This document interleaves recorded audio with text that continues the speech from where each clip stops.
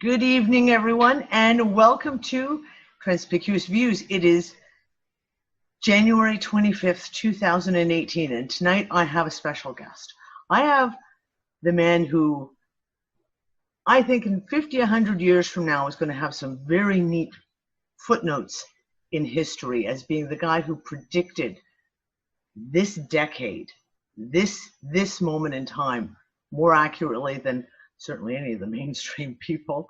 I'm being joined tonight with Clif High from Half Past Human. Hi, Clif. Hello. It is awesome to have you here, and we've just been joking before we went live. The list of topics is enough to fill the entire room I'm sitting in. But we're going to start off. We're going to because we're not going to waste time. We have so much stuff that we're going to end up covering, I can guarantee tonight.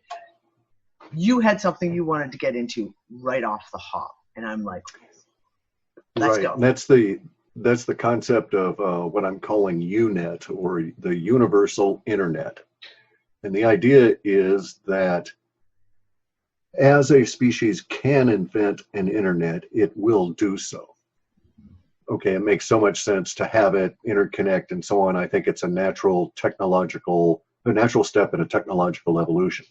So let's postulate that as a species can get into quantum computing, quantum entanglement, quantum annealing, and some of these other effects, they will do so. And one of the outgrowths of that is that if one thought about it in a particular way, quantum entanglement can produce an internet that requires no connection and has infinite bandwidth. Okay, because you have two particles, particle A and particle B, and you get them to pulse exactly the same simultaneously. You put particle B in my computer and particle A in your computer, and then what your computer does to particle A instantly shows up in my computer. This is a crude way to think about it, but nonetheless, the analogy is good in the sense that it's happening without wires between the two. It's happening because these two particles are entrained and will behave as each other does without reference to time. So it would be infinite bandwidth and no lag time on this idea. And you can get as many particles entrained as you wish. They're not limited to a pair. You can get thousands or millions of them all entrained to the same pulsing. So now postulate with me that as we get into quantum computing, because it offers so many fantastic benefits in terms of eliminating all the copper wires and all of this kind of stuff, but also increasing speed, bandwidth, at an extremely low cost once we figure out certain mechanistic aspects of it. It also makes sense that any species that can go to a quantum-powered internet will do so. Now, let's jump out for a second and consider NASA. And even NASA now says there are 4 trillion galaxies. And within each galaxy, there are no less than 1 trillion habitable planets. So that's 1 trillion times 4 trillions for our entire universe of potentially habitable planets. So within that, I'm postulating another species, has invented their internet, has gotten to a quantum internet stage, and had produced a quantum internet. Now, the neat thing about a quantum internet is it is universally available. So some particles were chosen, they were entrained, and then this way you could have an internet that would work out in space, for instance, and be able to connect to a planet without having to drag along a bazillion miles of copper wiring. That sort of thing. And without time lag. Correct. Without the time lag that they're looking at now, and we're talking in speed, well, beyond time. Yeah, beyond, faster than that. There is there is no faster than this. And so the thing is, so I'm postulating that out of those trillion times 4 trillion species that are rising up in intelligence and heading towards quantum internetness, some of them have made it. Some of them have made it ahead of us, and they've been producing that quantum internet for perhaps 1 million years. Maybe their species died out. It wouldn't matter. What they put out on the quantum internet, just like with our internet, is still there. And so my postulate is that all we have to do as humans is to get our heads right about the problem, find the particle that has been entrained by these other species. And I suspect there's just a limited number of such particles that could or would be used. And then we could build our first internet, or universal internet modem. And so we could jack into their system. Then it's just a matter of translating whatever their language is and their drawings and this sort of thing into a form that we can accept and think about. But I'm also convinced that we probably have millions of years of universal internet history available, including things like perhaps 5 million different kinds of free energy devices that can be used. Yeah, origins, perhaps. Correct. We get Correct. into, yeah. Also, let's not forget there's probably several thousand years of Pleiadian soap operas we can watch. Imagine that binge. And we thought deciding to watch Supernatural in season 10 was binge watching.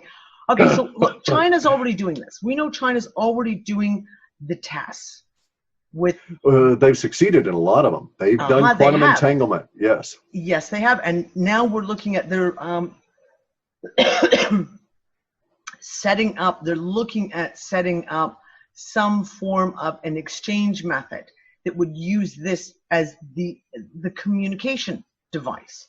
And that was where my mind went to. Is the moment you have this, then there's no lag time to doing something from the Earth to the Moon, to the Earth to an asteroid, a spaceship. Hey, even just from the other side of the galaxy. cell phone to cell phone with no towers, no matter where you are on the planet, no line of sight, none of that, right?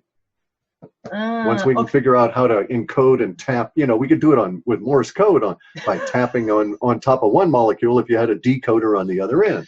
And it would be instantaneously, could even be reasonably fast because of the no transmission time lag involved. Except for the other person on the other end going dot dash dash dash dash. Well, no, I think we'd automate that. yeah, I think so. So, okay, we're going to jump into another thing because this was something, and I actually sent the link to you. You talked about it a few months ago in an interview, talking about the large cigar-shaped interstellar object that has entered our solar system. And space, so NASA's spokes, ridiculous clowns, and they say, we've tested it, we've scanned it for life. I'm like, yeah, they can't scan NASA for life. You can't scan your big fucking toe, let alone scan an asteroid at the outer edge of the frickin' solar system. But you break it all down with some, like I said, some of the language and was interesting choice of words. I'm really big on the choices of words that they give when they describe things like it was ejected from its solar system to travel through interstellar space and visit other, and you're like, right, but it's just an asteroid, But scanning for life. So what? They were scanning for radio waves? And I'm like, well, how ridiculous. Like you scan something and you go, well, it doesn't have any radio waves, so therefore it must not have any life. I'm like, and that's the whole thing. You're talking about quantum entanglement of particles, using that as a communication device. There would be no frequency waves. Correct. There would be no something that they could pick up in some hokey, NASA satellite. Right. Yeah, there's no microwaves being beamed out or any of that sort of stuff because all of those are carrier waves. And once you eliminate the idea of the carrier wave being needed, you'd be basically running silent, so to speak. So indeed, and like as you say, NASA and their fucking big toe, they probably couldn't even find it to scan it.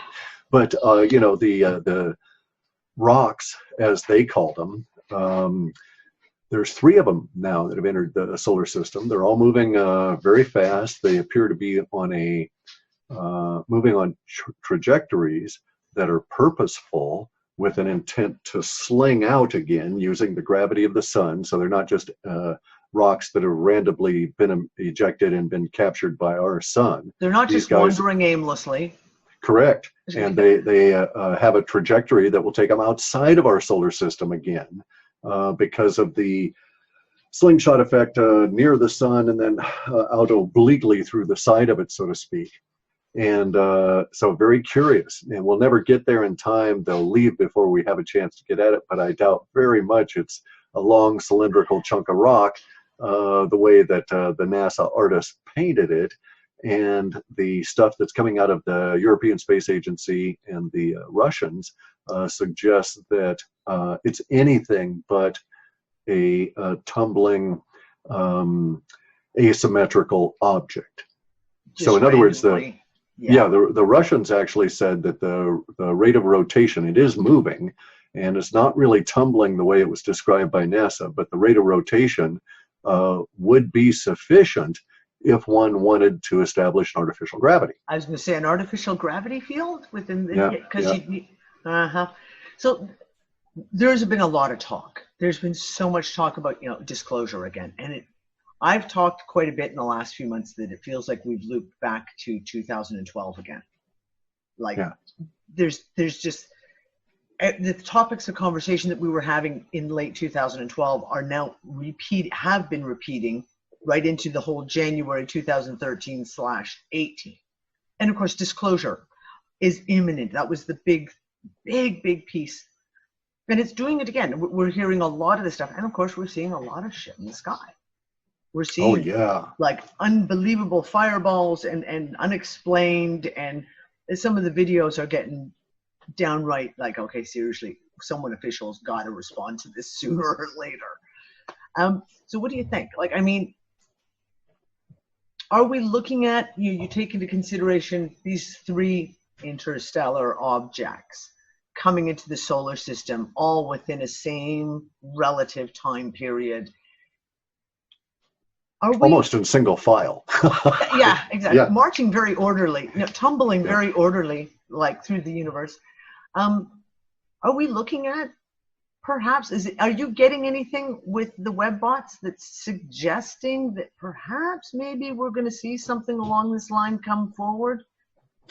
We're going to make contact in some way in an official capacity that cannot be ignored. Okay, yes, I have stuff like that. Some of it's going to be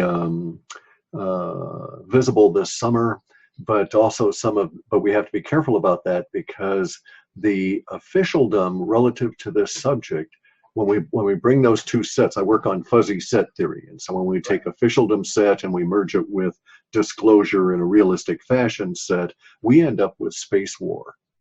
Okay, so when these sets are merged, the dominant subset within our little Venn diagram section from all of these sets being merged ends up saying basically, yes, there would be disclosure if they had to acknowledge that they were actively at war, and that pretty soon the rest of us would be actively at war with whoever it is they've irritated. And so a la Independence Day, a la Battle of Los Angeles, a la think of 1,000. No, more like Battle of Los Angeles in the 1942 kind of a thing, where the guys just pop on in with a giant spaceship and they're spewing out their little orbs and all these other guys, and we just choose to lob or to shoot off 1,000 and some odd artillery shells at them, which is probably what caused the deaths that day.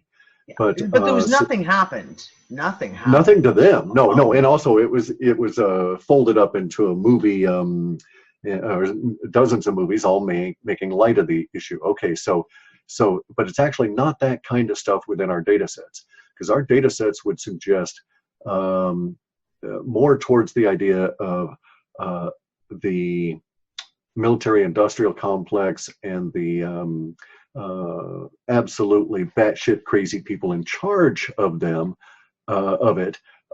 irritate something to the point that it has to have a response to that irritation, and that we're going to be in a position where we might interpret that as war. But let's be real clear about this. This would be on the order of a warren of rabbits interpreting a bulldozer as war. in clearing their field, right? And the bulldozer would only be brought in simply because the guy who owns the field was tired of having his horses break their ankles in the rabbit holes. And so that's really the kind of language that we get. And hopefully it's not that weighted or disproportionate. There's a lot of language about it being disproportionate. There's a lot of really scattered language about the populace reacting to all of this stuff going on. And the intensity levels emotionally peak about, say, end of July into early August of this year. And it shows up as a very chaotic time. And as I say, I don't have a for sure indicator right now within the data sets that would indicate that we're actually going to go into that active war kind of a phase.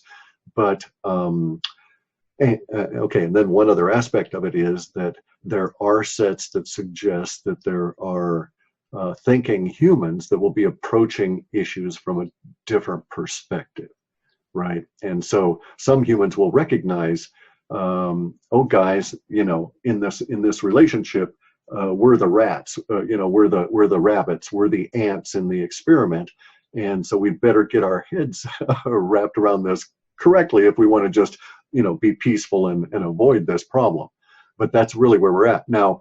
On the other side, we've seen evidence of extremely odd occurrences that are going on in near space that have been ongoing since 2010 perhaps, and swelled up to their current level in 2012.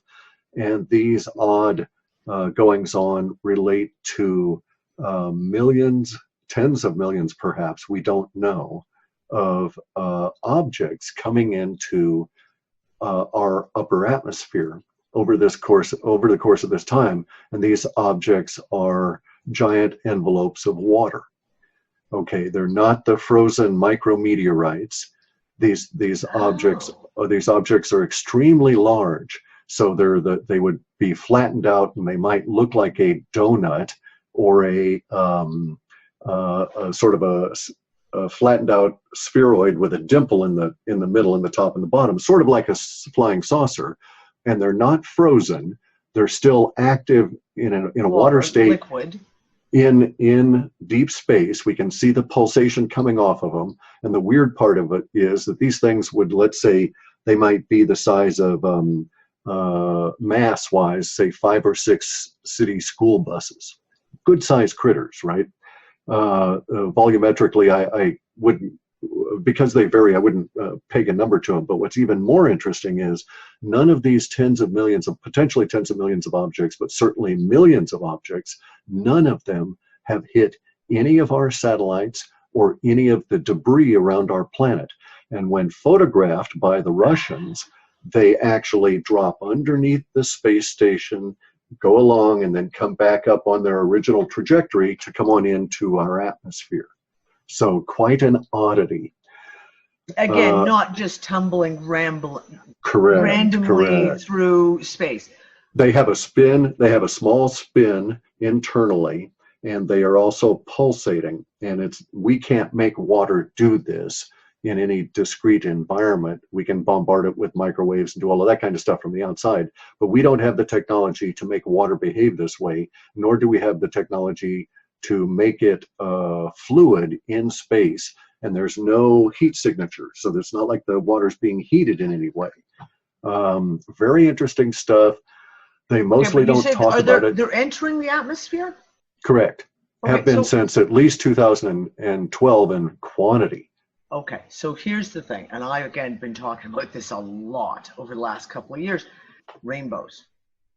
We keep seeing rainbows that are extremely weird. And it started in late 2012, and it's escalated to the point now we're seeing what they're now calling sundogs. Except the sundogs we're seeing, which are supposed to be so extremely rare, I think I've never seen one in my entire life. In the last 6 months, I see a new photo of one every week. Every week, okay, there's another sundog. Yeah, in my understanding, though. No, in my understanding, sundogs are the result of the chemtrails. Okay, the refraction of the aluminum and the barium and so on. The And that's what I've multicolored always things. said. It's the shapes of them. Okay, well, here's that would certainly be in line with what's going on. Some of the okay, so some of the people that work for some of the governments that are aware of this phenomenon have discussed it in certain ways that suggest that the water is altering our atmosphere. All right, we knew our atmosphere had had a big chunk of it torn off in 2003 with the Banda Aceh earthquake, the cosmic ray that started all that process. We also know that in 2008 or 9, we had another chunk taken off. And so we were quite reduced in the atmosphere. Thus, jets are lower now, chemtrails are lower now, and all of this because our atmosphere is less dense. All right, so given that, we also have a giant lack in our ozone hole, ozone layer, right? Yeah. And so some of the people, and I'm aware of a couple of scientists that are saying this is rather odd. Some of them have made the connection to these water envelopes that are coming in, and they're suggesting that what's happening is that the water is not attempting to rain down on the planet, but is rather flattening out in the upper atmosphere and is repairing our ozone hole because the high energy particles go through the water.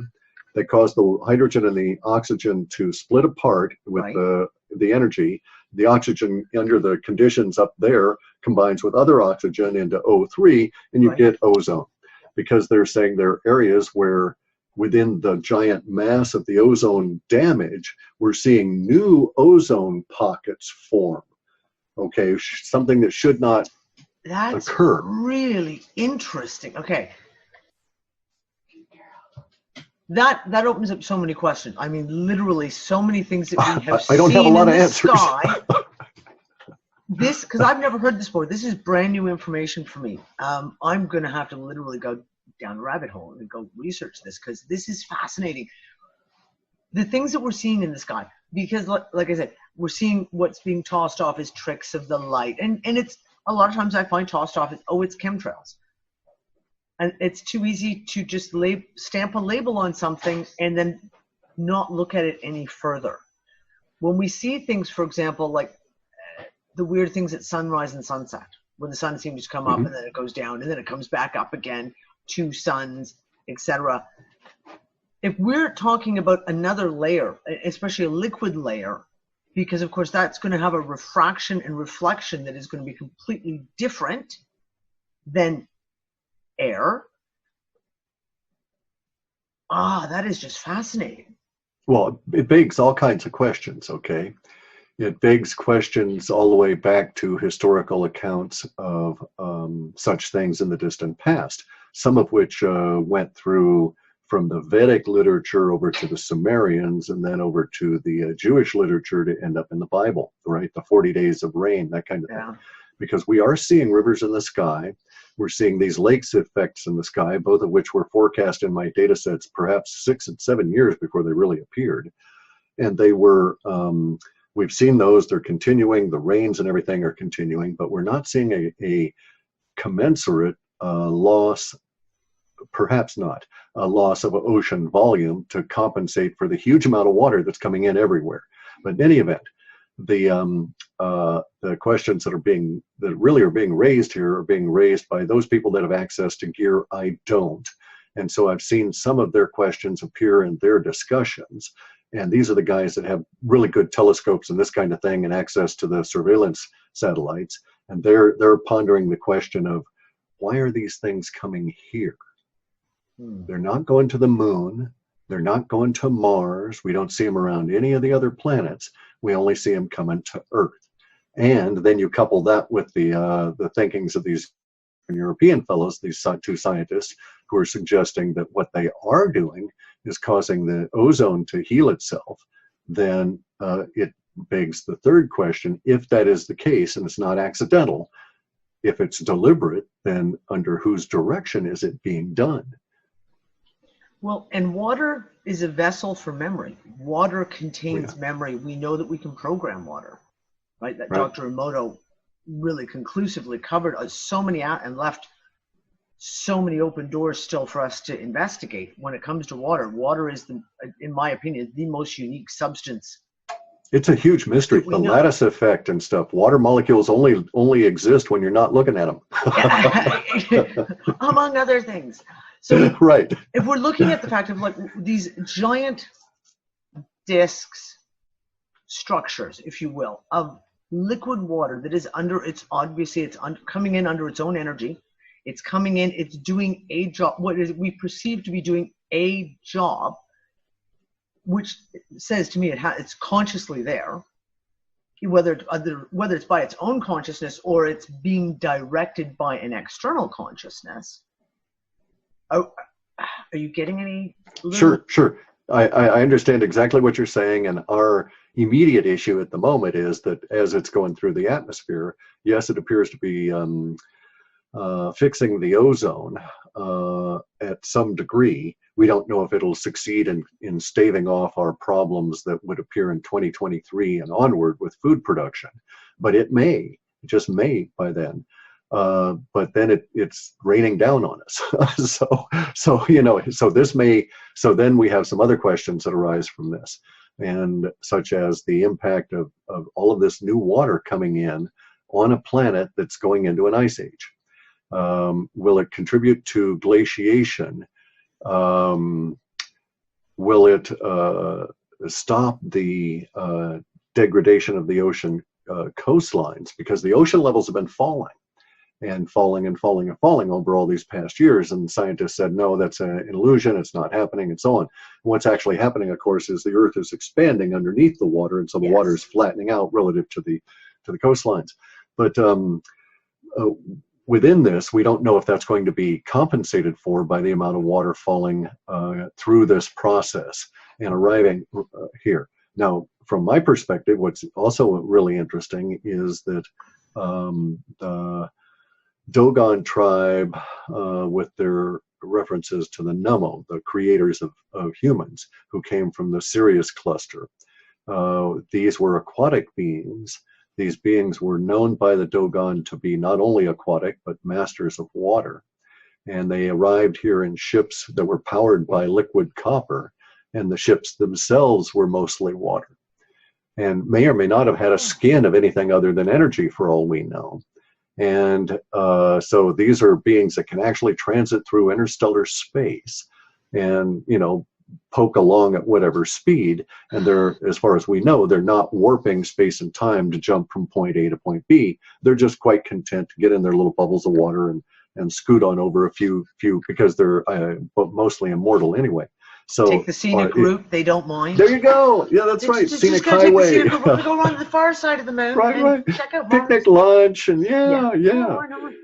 And see, here's the thing too. It's like if that's the case, if it's in any way related to the Nummo, then this is very curious indeed, because the only prophecy that is inherent in any of the religion that's been made by the Dogon around the Nummo or in the Southeast Pacific Asian island area, where we also find references to the Nummo, the only prophecy about either of those is that Nummo would come back when we were ready to sit and chat.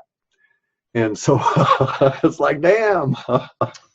Back in 2015, I hosted, it was like a 20-hour conference online, and it was called the Untangled Gathering, looking at the origins. And we had people come from all over the world to talk about the origins. What's the origin story from their culture? And we had some really great speakers. And I had a friend of mine on who is from the Mohawk Nation. And he gave the story. And the story is just amazing. I'll try and remember to post a link to it with the archive. The story is amazing. I love the story. But that's the whole thing is when their, if you will, God character, I'm loath to use that word, but their main character, when he leaves in his concrete canoe, his cement metal canoe, to go back up to the sky, and he says, at the next passing of the star, we will come back. We will be back again. So that is something that plays out. I mean, of course, you have the Hopi prophecies of so many pieces of that, and that's one of the things that I always go to. And there's got to be something to it. When you have this level on, and it's not just, you know, modern mythology, we're talking deeper and deeper levels of mythology and oral traditions all over the planet, no matter how far apart, so similar. And separated by time as well. Massively We've actually separated by got some from defunct civilizations where we had a Rosetta Stone and we were able to crack their language, and we get to read Sumerian and read all of this stuff. And if you keep reading in there, of course, what are the Sumerian kings famous for, right? Their fish garb, their scaly suits and their fish head. Yep. Replicating the gods, right? And so they were Nemo aficionados too. And it's it's really interesting about that. Yeah. I always find it interesting that the Nemo, and of course you have Nemo. Yeah. You know, you have Captain Nemo, and I've been down a rabbit hole this week on Jules Verne. It's just like made my brain go all over the place for about 24 hours. And it's the same thing. What's in a name? The word. We have a continuation of a story. And I can't believe that they're not all tied in when we have these continuations of sound and words and linguistic twists that just keep repeating throughout history in a different story, and maybe even in a different culture, yet it just keeps repeating. The idea, though, we have to either deal with or discard the concept of original source material. Yeah. So if for instance we're all remnants culturally of one vast Atlantis kind of culture, then you would expect to see the replication as each culture became more and more isolated. You would see the core mythology stay the same at its story level, but be altered in the individual language around it. Whereas they may, the islanders may have used in the past might have used references to mainland sort of terms that would then fall away over time because they didn't have contact with the mainland. And now you have NASA saying, and not even just NASA, but a lot of the military industrial complex and the space guys are all saying that we're basically a cargo cult. Okay, that about cargo cults? Define that for me, please. World War II, in the Pacific theater of operations, it was necessary for the United States to supply forward operating bases, including spies and all of this, to watch out for the Japanese. And so they had these very brave pilots and people that would fly into just incredibly rough terrain, such as Papua New Guinea, or such as the islands in New Guinea and so on, cut in really crude landing strips, and they would land there. And in order to get permission to continue to do this, to supply their people, they basically gave the indigenous population things. And so every time a plane landed, the indigenous population would arrive and things would be given to them. And then this went on for the course of years. And then one day the war ended and the cargo planes did not come back, and no more things were given to the indigenous population. And some of them turned to making replica airplanes out of bamboo that were full-scale models of the planes they had seen, in a hope of enticing the gods to come back and bring them more things. All right, so that's where the idea of a cult. Yeah, if you look it up, that's basically what a cargo cult is, right? Because these indigenous populations really didn't, some of them really didn't interact so much with the representatives of the gods that were handing them out things, and just accepted it and would scurry back into the woods, sort of a deal, right? Others became more civilized, and we have, some level of interaction with the external civilization, and they got sort of the gist of it. But basically, they were still cargo cults, praying for the return of the cargo planes and the goods that they were being given. Yeah. Now, if we look at it that way as a species, there is some truth to that at this point we are all cargo cultists, because so much of our society is based on back-engineered technology that came out of the 1947 crashes. And so to a certain extent, those humans that have that opinion can be forgiven its implications and their view of it, although I don't buy it 100% myself, because I'm of the opinion that we are going to find so much stuff in Antarctica, and may already have done so, that it will make the idea of a cargo cult immaterial because we'll be self-actualizing. Correct. Second wave. It'll be the second wave. We'll be so preoccupied for the next generation. Yeah, exactly. No. Next few hundred years. Yeah. I mean, look, it's taken us 70 years to integrate from 2 crashed spaceships the primary stuff, the low-hanging fruit. Now the secondary stuff is coming in the form of quantum computing and all of these kinds of devices that are basically outgrowths of the technology that was involved in the 1947 crashes. So we're into the second wave of that. So we might easily be able to mine those 2 crashes for 100 years. So who knows how long we can go on what they're going to find in Antarctica. Okay, so you opened the Pandora's box, so we're going to go there. You said Antarctica and you said 1947. Mm-hmm. Trigger words, right? So I've done, every time I turn around for years, Antarctica. So I have like this little weather radar. Every time it comes up in the news, it's like, why is that up now? Why is they putting this stupid article that it really says absolutely frickin' nothing new in this moment? Why is that news piece out now? And we've done the research. Like this whole crew that I've got here with the Unfuckers, we've done heavy research into Antarctica. And you look at Admiral Byrd, you have to. And you go through the very difficult process of trying to separate mythology and from the facts that happened, and of course working on limited pieces of information that you have to dig through to get facts. But that year 1947, so we have 47 crashes. We know we got technology that's been reverse engineered from all of that. Now we're back since, I want to say since about 2011, all of a sudden the spotlight is on Antarctica. And it has just gotten bigger and bigger and bigger. And we have, you talked about the disinformationists, and I'm David Wilcox and all that stuff, and there was nothing that made my head explode more than they were going on about this Antarctica stuff, because it's so much disinformation that people don't, they block it out. They block it out. Yeah. They're so inundated with this bullshit that they just block it all out and they put it all together. Anything that's Antarctica goes into this package and we just throw it away. What is going on right now? What is actually going on? I mean, I have a shitload of theories. Well, we can ascertain some things. We can get some facts by going to NASA and even Google Earth, bringing up maps of Antarctica in sufficient resolution, use the TIFF files, zoom into the coastline, because much of the interior is screened. I mean, NASA has altered it, right? They've wiped everything out, made it all look all snowy even when it wasn't. But even so, if you just crawl around the coastline and add it up, you end up with an understanding that there's thousands of people more, perhaps tens of thousands of more people than we anticipate being there. There's a great coastal civilization being built there out of very high-tech looking buildings. There are some really interesting pumping operations, all right?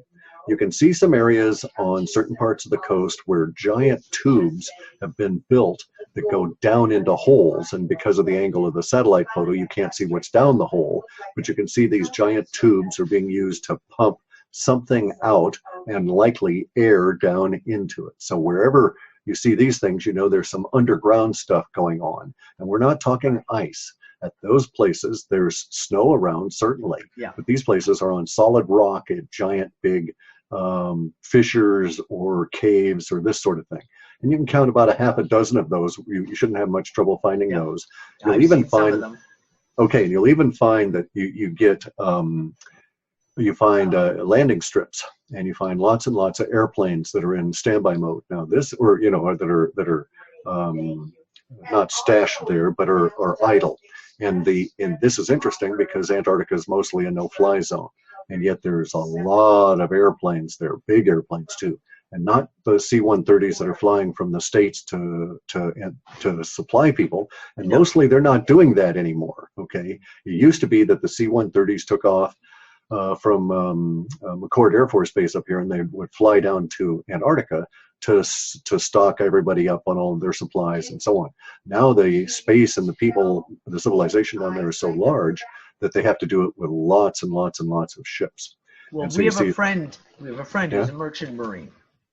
And last year he made 2 trips to Antarctica, just delivering stuff. And he sent lots and lots of really awesome photos. And one of them is of a huge cave. And he said, like, there's nothing to give you proportion in the photo, right, obviously. And he says, you have to understand, this is like as tall as a size skyscraper. yeah, So yeah, you can drive in, and yeah, well, my whole thing is I was looking on a completely unrelated topic 2 weeks ago. I'll track flights and I'll track ships. And out of a fluke, my husband says to me, just go take a look around Antarctica. Let's see what's good. There are 2 ships that are sailing around the land. I mean, they're showing, the radar is showing them in the middle of Antarctica, where it should be just ice and snow and glacier, and we're not, right. obviously, hundreds and hundreds and hundreds of miles from the coast. And I said, but if there's these big caves, are they sailing under and they're actually delivering supplies inland? If you were looking at the AIS system, no. What you would be seeing would be an artifact of the satellite, okay? Because the placement of the satellite wouldn't be able to give you any closer resolution as to where they were once it slipped over a certain position into the 60s or 70s of latitude. In other words, the satellites are up at the bottom of the planet, and so they would be so oblique that anything that was in the South Pole area would basically appear to be right smack in the middle of Antarctica, if you were on that system. If you were looking at some other system, I can't say. But it would seem unlikely. It would seem unlikely that any satellite system could track ships under any kind of obscuring layer like ice or rock or whatever, right? And Antarctica is really odd in terms of the military activity over the years, the nuclear accident that occurred in the 70s, the cleanup that occurred then late in the 70s, and now the new energy systems that are being brought in that may not be nuclear for all we know. And it's also really odd in relation to the escalation of legal civilian activities. Mm-hmm. So 10 years back, you would see, okay, so let's say that, let's step back for something and let's not overlook a major piece in our puzzle. And the major piece in the puzzle is that in the 90s, for whatever reason, but let's presume they knew they would be looking for something, NASA put up a satellite that scans the South Pole.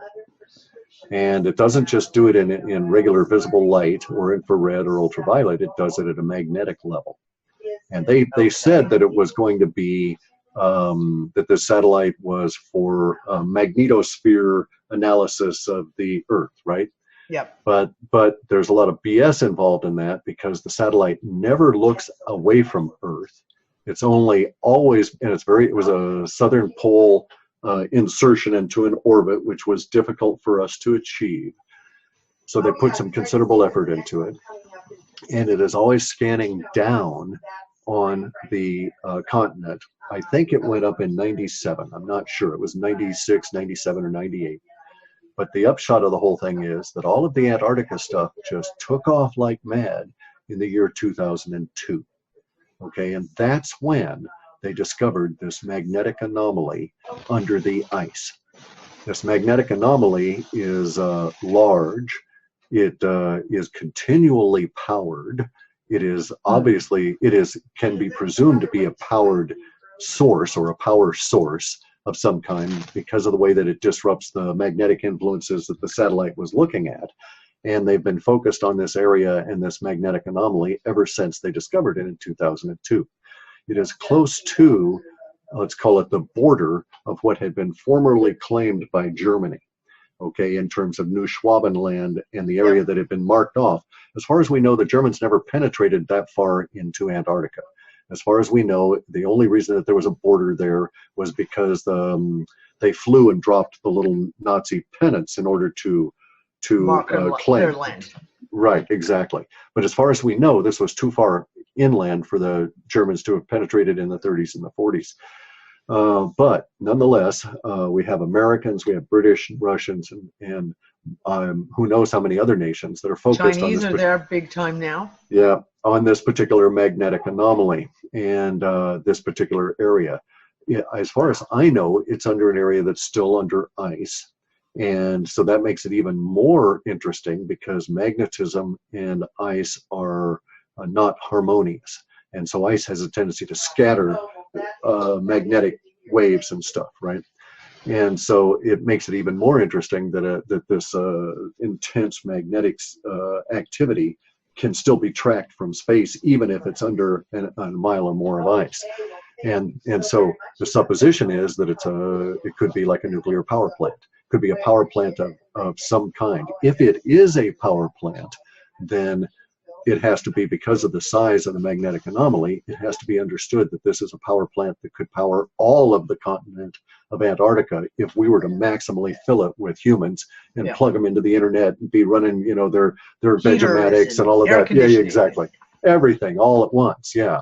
So if it were electrical, it certainly, it alone, if it is a power plant, if it's not natural, if it's an artificial construction, it alone is probably a prize of inestimable value because it's been going under the ice for who knows how long, hasn't apparently melted down or malfunctioned. There's no sign of accident. There's no radiation other than magnetic disturbance coming from it and a heat signature.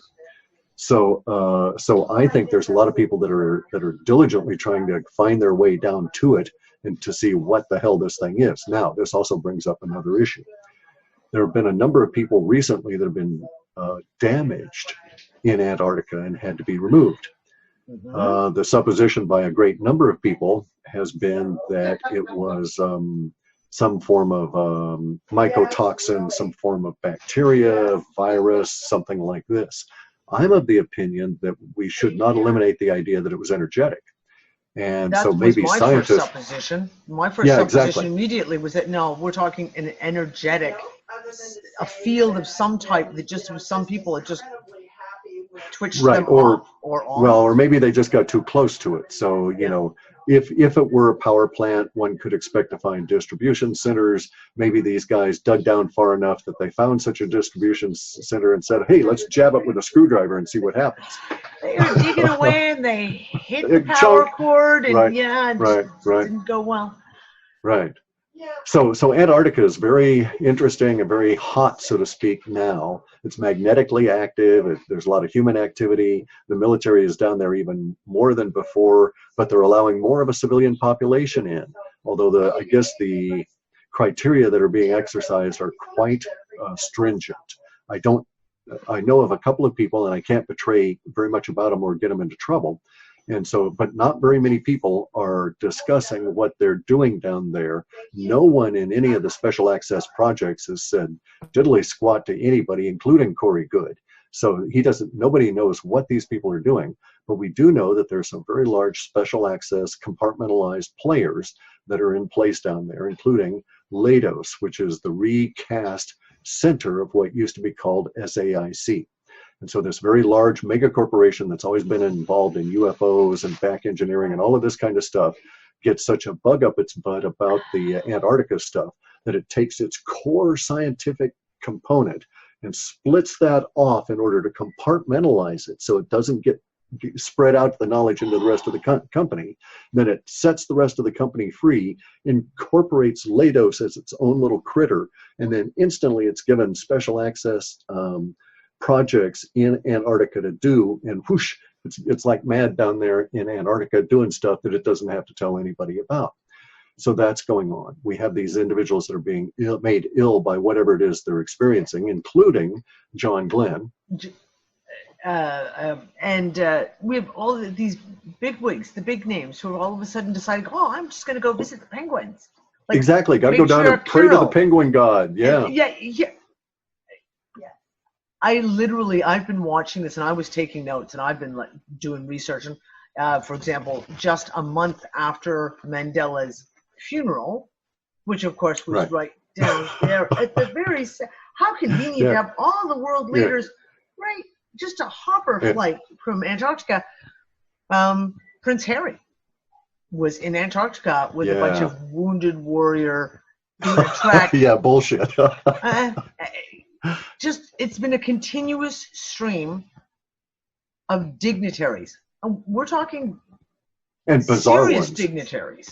Yeah, popes and such. Yeah. making visits to the penguins. Yeah.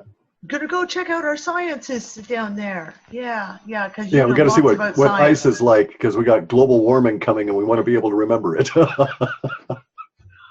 so my question is this: the neutrino, the ice cube, CERN's ice cube, Yeah. the neutrino observatory, because that for me just kind of appeared out of nowhere. I've been watching CERN pretty fucking closely since 2013. All of that kind of aspect, and then all of a sudden when I really started digging into Antarctica again in 2015, there's this 1 kilometer tall freaking neutrino, and it's like, what are you doing there? And exactly. Now let's and also you read what they're supposedly doing and you're like, yeah, sure. because you built a 1 kilometer tall wide cube to do, it's like CERN spending $21,000 a second to run a particle collider to find the Higgs boson. yeah, like that's useful. I need to have 2 of those in my wallet at least. Absolutely. Yeah. Let's also look at it another way. Go back to the UNet, all right? Because neutrinos are very interesting. They're on the top 3 of my potential target particles. I have 3 candidates. And guess what else is happening, okay? In the United States, we've got big holes that are neutrino capturers, all right? We've got these in old mines. And also recently, so has Japan. Yes, Japan's been hot on neutrinos. So the neutrinos were in the top 3, as I say, of my potential particles to be entrained for the universal internet.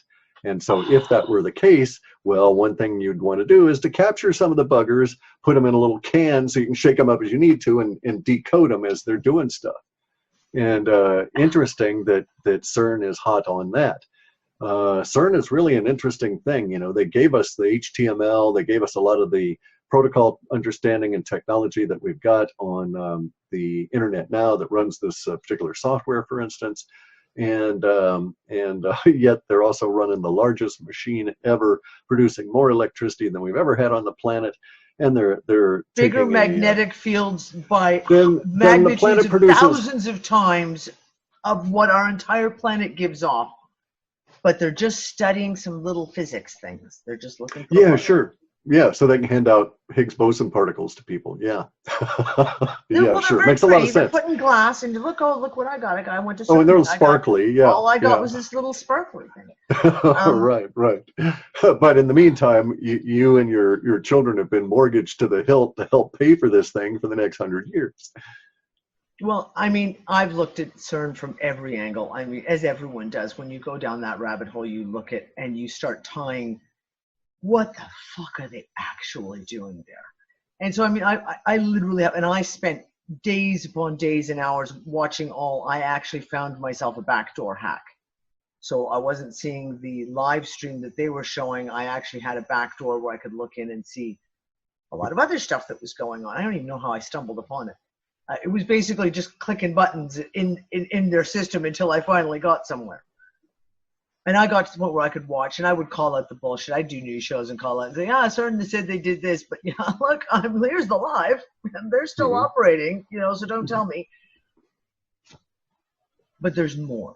There's so much more to this when you look at the power that is being used and being generated.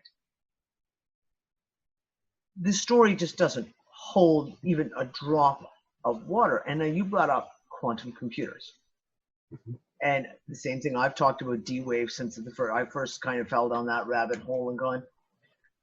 And a group of us together, like Randy was in on the discussion, and Jeff Gates and I said, well, okay, what if, we know they like to do things in triplicate. Like, I don't know, 3 seems to be one of their numbers they kind of like. What if CERN is the power, it's the generator, it is the thing that blows open the door, if you will. And D-Wave is what reaches through the breach dimensionally. And what if what we're calling now blockchain or mining, let's call it mining, Bitcoin mining, is the actual gathering of the pieces of what has been pulled through from the other side. whether it's data, whether it is, I don't know. No, you've got a bunch of stuff that it doesn't. Okay, good. Let's throw this doesn't out. connect. Let's Doesn't talk connect. about this. The blockchain is simple open source code. It's a bunch of programs for each blockchain. The mining of the blockchain is akin to running Quicken books. It's a ledger. It just simply adds stuff together. All right, it doesn't connect into anything. Doesn't connect to the internet per se. It's on its own protocol. And the idea that there would be, and then you go back to DWave. DWave guys are interesting in what they've been able to achieve, but the understanding that's been promulgated by their head PR guys about all of this interdimensional, about all this interdimensional stuff is just bogus. All right, it's okay, so, he's a money guy. Let's clarify this. He's a money guy, so he doesn't know. One. This is a really big piece that a lot of people have been distracted by. I spent months distracted by this and tearing apart everything I could to try and find out more information when I'm not a computer programmer. That's not easy. So yeah, let's clarify this. Okay, so what can they do and can't they do? All right, so here's what a quantum computer is.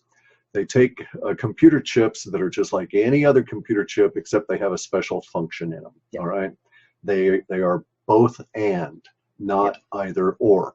And so they're a different kind of device, so they can have three states, not just merely two, not merely on and off. They can have always on, always off, and then uncertain. You know, it's uncertain until you look at it.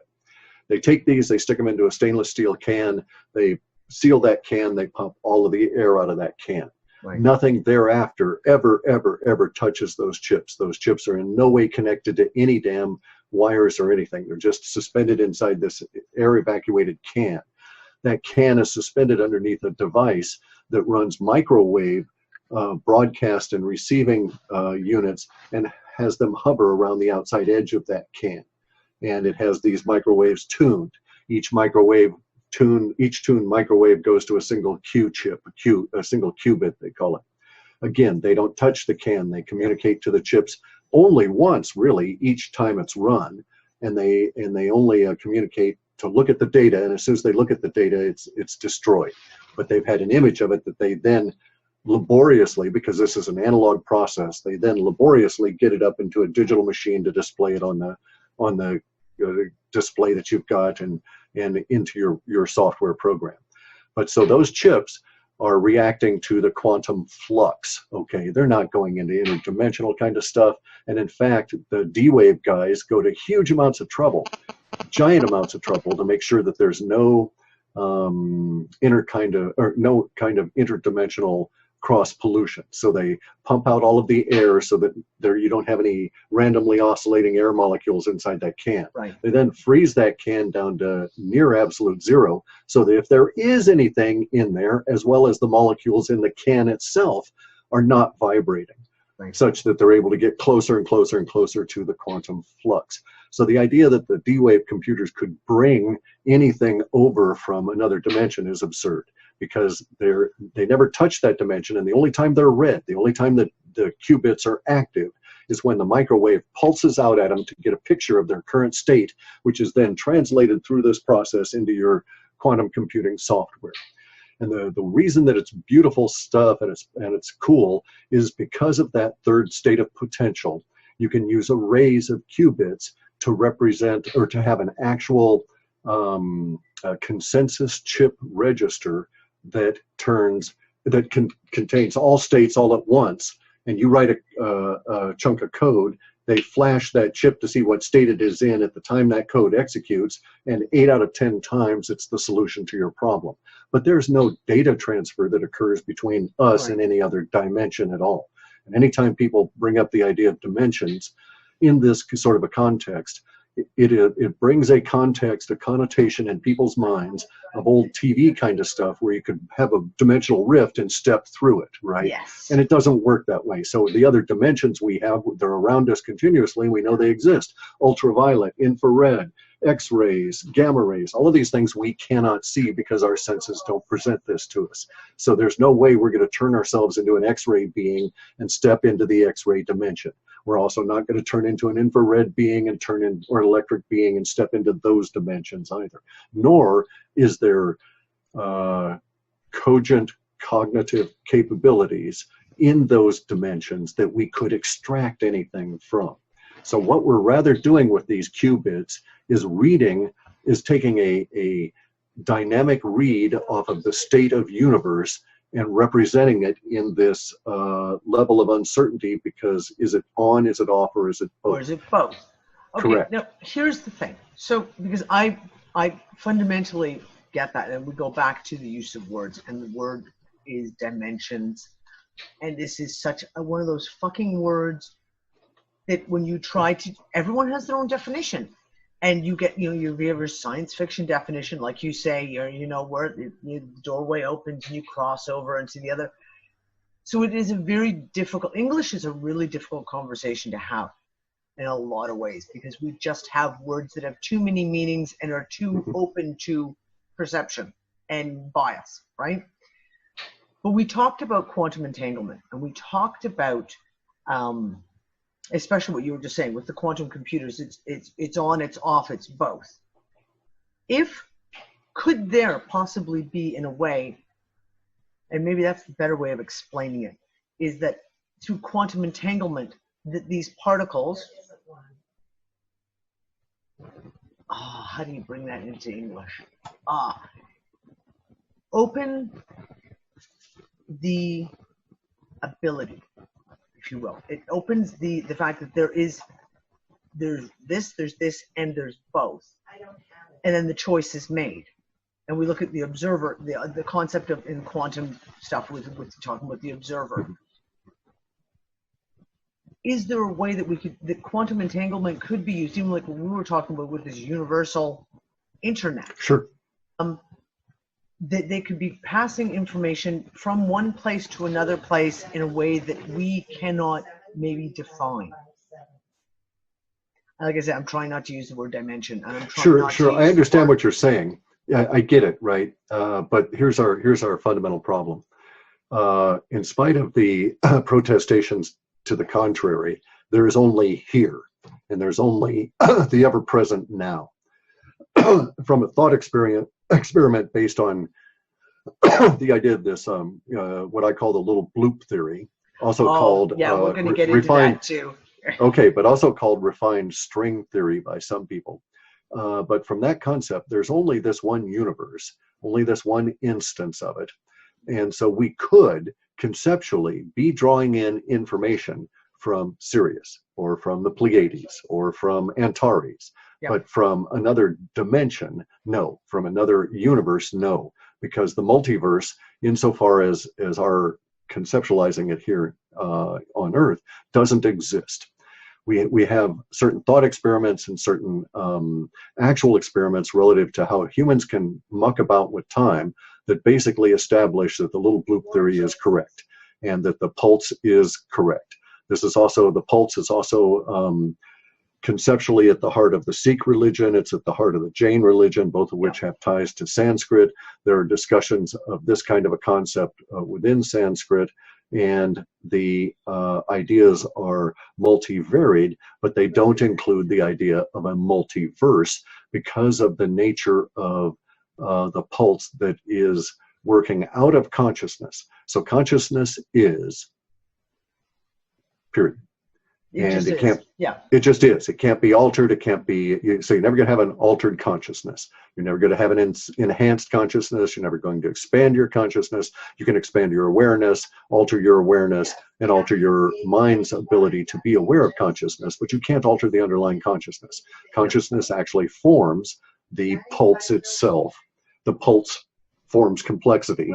The complexity of energy forms matter in an Einsteinian kind of E equals MC sort of a thing.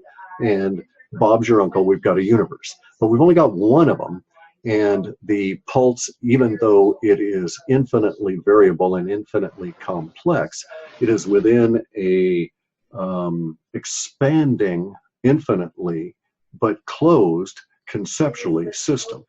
And so there are no other universes that are also expanding within a space we can't get at. And the reason that we know that this exists this way is because of the nature of the little bloops themselves, the appearance of hydrogen ions all throughout the universe. and that all atoms spin, and yet consciousness directed by human beings can be used to alter the spin of atoms and the flow of time in a very narrow focused locality kind of thing. But because we can do that, it proves that there's no past that's available for us to go into. It also proves that the future is continually self-forming just ahead of our ability to conceptualize it. And it also proves that there's no other space. This is because when the pulse crosses itself infinitely to get very complex and it creates a hydrogen atom, the hydrogen atom doesn't push its way into space. It comes in and brings its space with it, that it needs to exist. It also brings the time that it needs to exist with it. And those both merge into the universe of time and space, leaving the hydrogen atom in that merged surrounding environment or bubble. But in fact, the hydrogen atom, and it can be proven, does not actually ever touch any other atoms. None of the atoms in our body ever actually touch. We can't actually touch another atom. We don't even really touch the atmosphere. There's always a layer of gases that are right on our surface of our skin that are sort of adhered to our skin that are actually the layer that is touching the atmosphere, and on and on and on. So you get really interesting to discuss it, but all of these things go to the idea that this is the reality, and multiverses and this other stuff don't exist. Our own reality is weird enough, and we don't have a concept of how weird it is, right? Anything we can conceive of is way too mild. Vaguest notion of right. how We only have a few hints. Right. Okay, so you just said, okay, this little piece you just said about hydrogen atoms don't touch. Right. Is really interesting because when CERN was doing a major experiment in, it would have been September, October of 2016, they started crashing hydrogen atoms together, and they were, and I could never get, like, you read all the documents and the same thing, you think, you go, okay, your explanations mean jack shit. What are they actually doing? And there was something that just triggered me of like, they're deliberately smashing hydrogen together.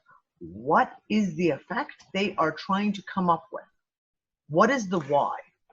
The speculation I have about those experiments that they ran. Okay, so all right, let me back up. Some of the stuff that CERN's doing could be interpreted as being a large hadron collider, could be interpreted as being like time travel sort of goal, right? Yeah. But that aside, those specific elements aside, it would appear that some of their experiments were designed to create complexity, not reveal it. Okay, so a lot of their experiments are that they're going to get these two particles whizzing around and then collide them to see all of these other particles that would come from that collision. So they're trying to reveal complexity as the stuff bursts apart and you can see each thing individually, right?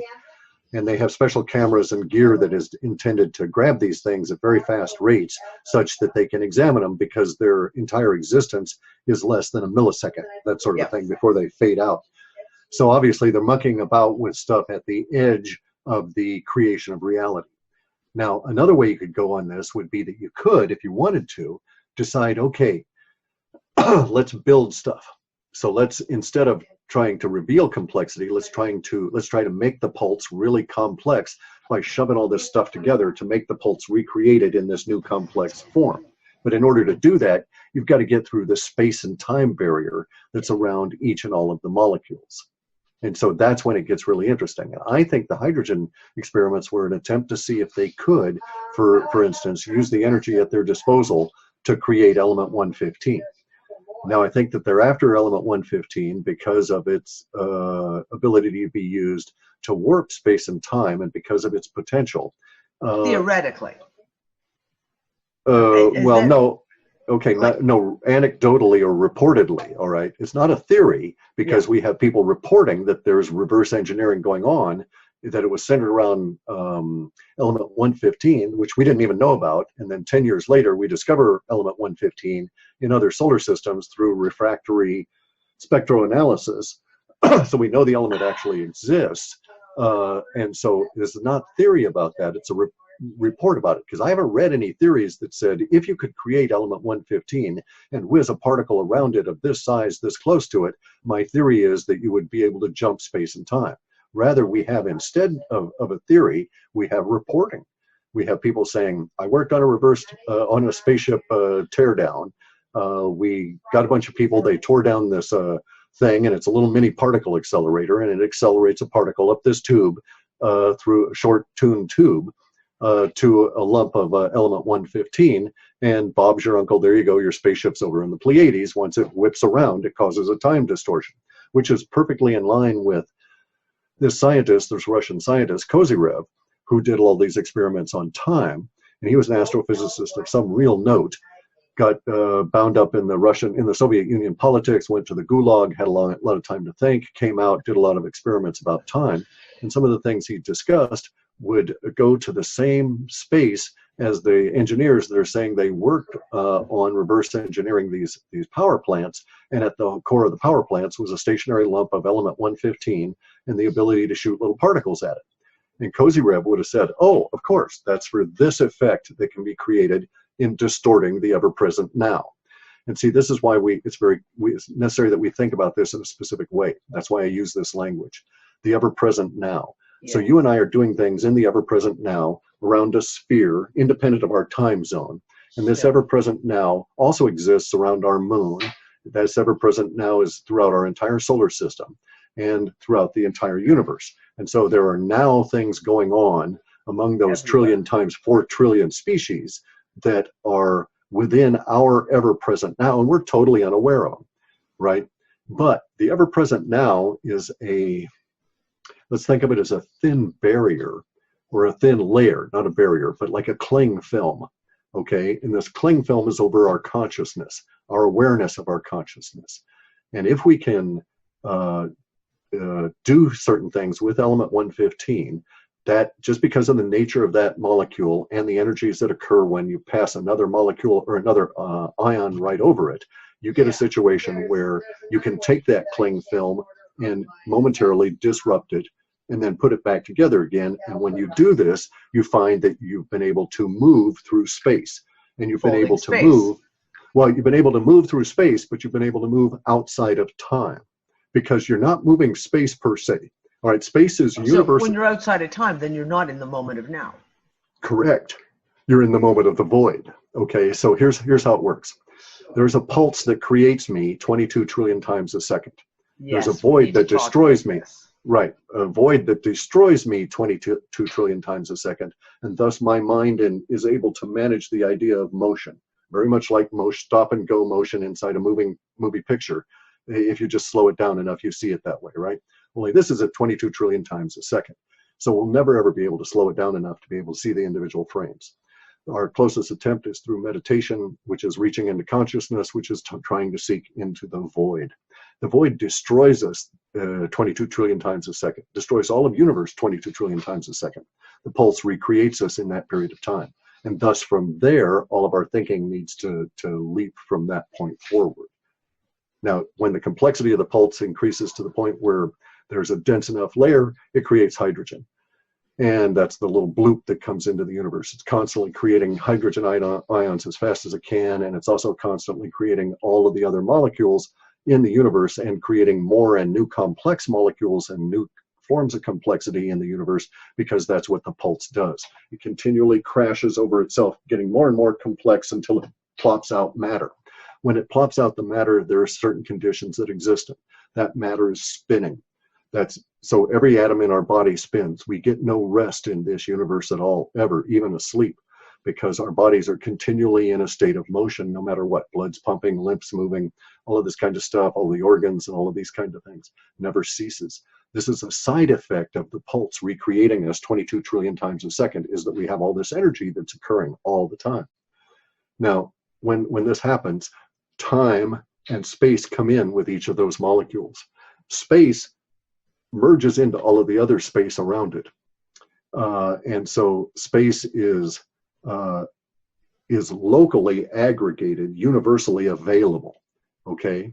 When time comes in with each of the molecules, time merges with all of the other time in the universe. So time is universally aggregated. The same ever-present now exists everywhere. But it's locally malleable. All right, so we can't For instance, space is the reverse. So we could distort space some distance away from us with a nuclear bomb, right? But there's not much we can do to alter the space between here and the stairs, that kind of thing. We can't really alter it at a local level. But we can alter using a nuclear bomb. Correct. And basically we're altering the universe to get at that local space. Time is different. We can alter time locally without much in the way of energy. I can give you a dozen different experiments out of Kozyrev's book and a bunch I've thought of that prove that this is the case. And because we're able to do that, time we know to be malleable at a local level, and yet universally constant. It's still constant. Correct. And self-healing. Both of these are self-healing systems. Now, you did a series of interviews with Randy and Emily on Off Planet Radio, all about time. And the bloop, the $22 trillion, oh, well, that's going to lead into where I'm going with this, but the 22 trillion pulse per second bloop. And again, I'll put it in the archive. This is a must listen to series of shows. It is seriously incredible. So we have CERN crashing hydrogen. Right. And we talk about the bloop, and we talk about that pulse. Are they trying to alter the pulse? Are they trying to alter the frequency, if you will? And I'm going somewhere with this, so I would agree. I would agree with that. You're right. I would agree with that. I think that the nutty fuckers that run CERN, that is indeed their understanding that they would have that capability, and that but they're probably conceptualizing it in the level of interdimensional access, portals to other dimensions, time travel, all of this sort of thing. But I would agree with you that at their core, that's really probably what they're thinking of, and that's what they're attempting to do. And that may be the kind of thing that ends up with, the Norway spiral, that sort of thing. Yeah, hang on a second. Let me, I've got to take off this sweatshirt. It's getting a little hot here. Hang on. Okay. That's me. Okay. Okay, so we've looked at CERN, okay, and we looked at it, let's say, from that aspect. Crashing particles, CERN's doing this. The scientific piece is over here. We had the big article that came out a couple of months ago, and it sent me down a rabbit hole of collecting some information because of the numbers. I don't do numerology. I've never been really a big person involved in numerology, but I know that the quintessential they are very big on numerology. So I watch it. I watch the numbers when they come up. So we had the report that came out, Catherine Austin Fitz and a few others. $21 trillion is missing from the Department of Defense and the Department of Urban Housing, which you just go, okay, if there was two that you'd go not put together, that was the mind fucked me, which led me down to think about, is it all gone to what? Antarctica? Department of Urban Housing, all of a sudden they got to build all this black ops housing in Antarctica. You got to house these people. And of course, Department of Defense with their 4,400 missing soldiers, we just don't really know where they are. Right. We just lost them. We just lost them. They'll turn up. We just got to root around. We keep paying them, but we've lost them somehow. Right. So that rang a lot of bells for me. And I said, because it was 21 trillion, and because I do news shows, I keep a lot of numbers and shit in my head. So I went through and I took a look at the last few years. I want to read you a couple of headlines, so keeping that one in mind. Sure. Okay, so right after that, we have the Senate GOP tax bill would add $1 trillion to the debt. The current U.S. debt stands at $20 trillion, adding $1 trillion, making it $21 trillion. How much has disappeared unaccountable by DOD and the Department of Housing and Urban Development? $21 trillion.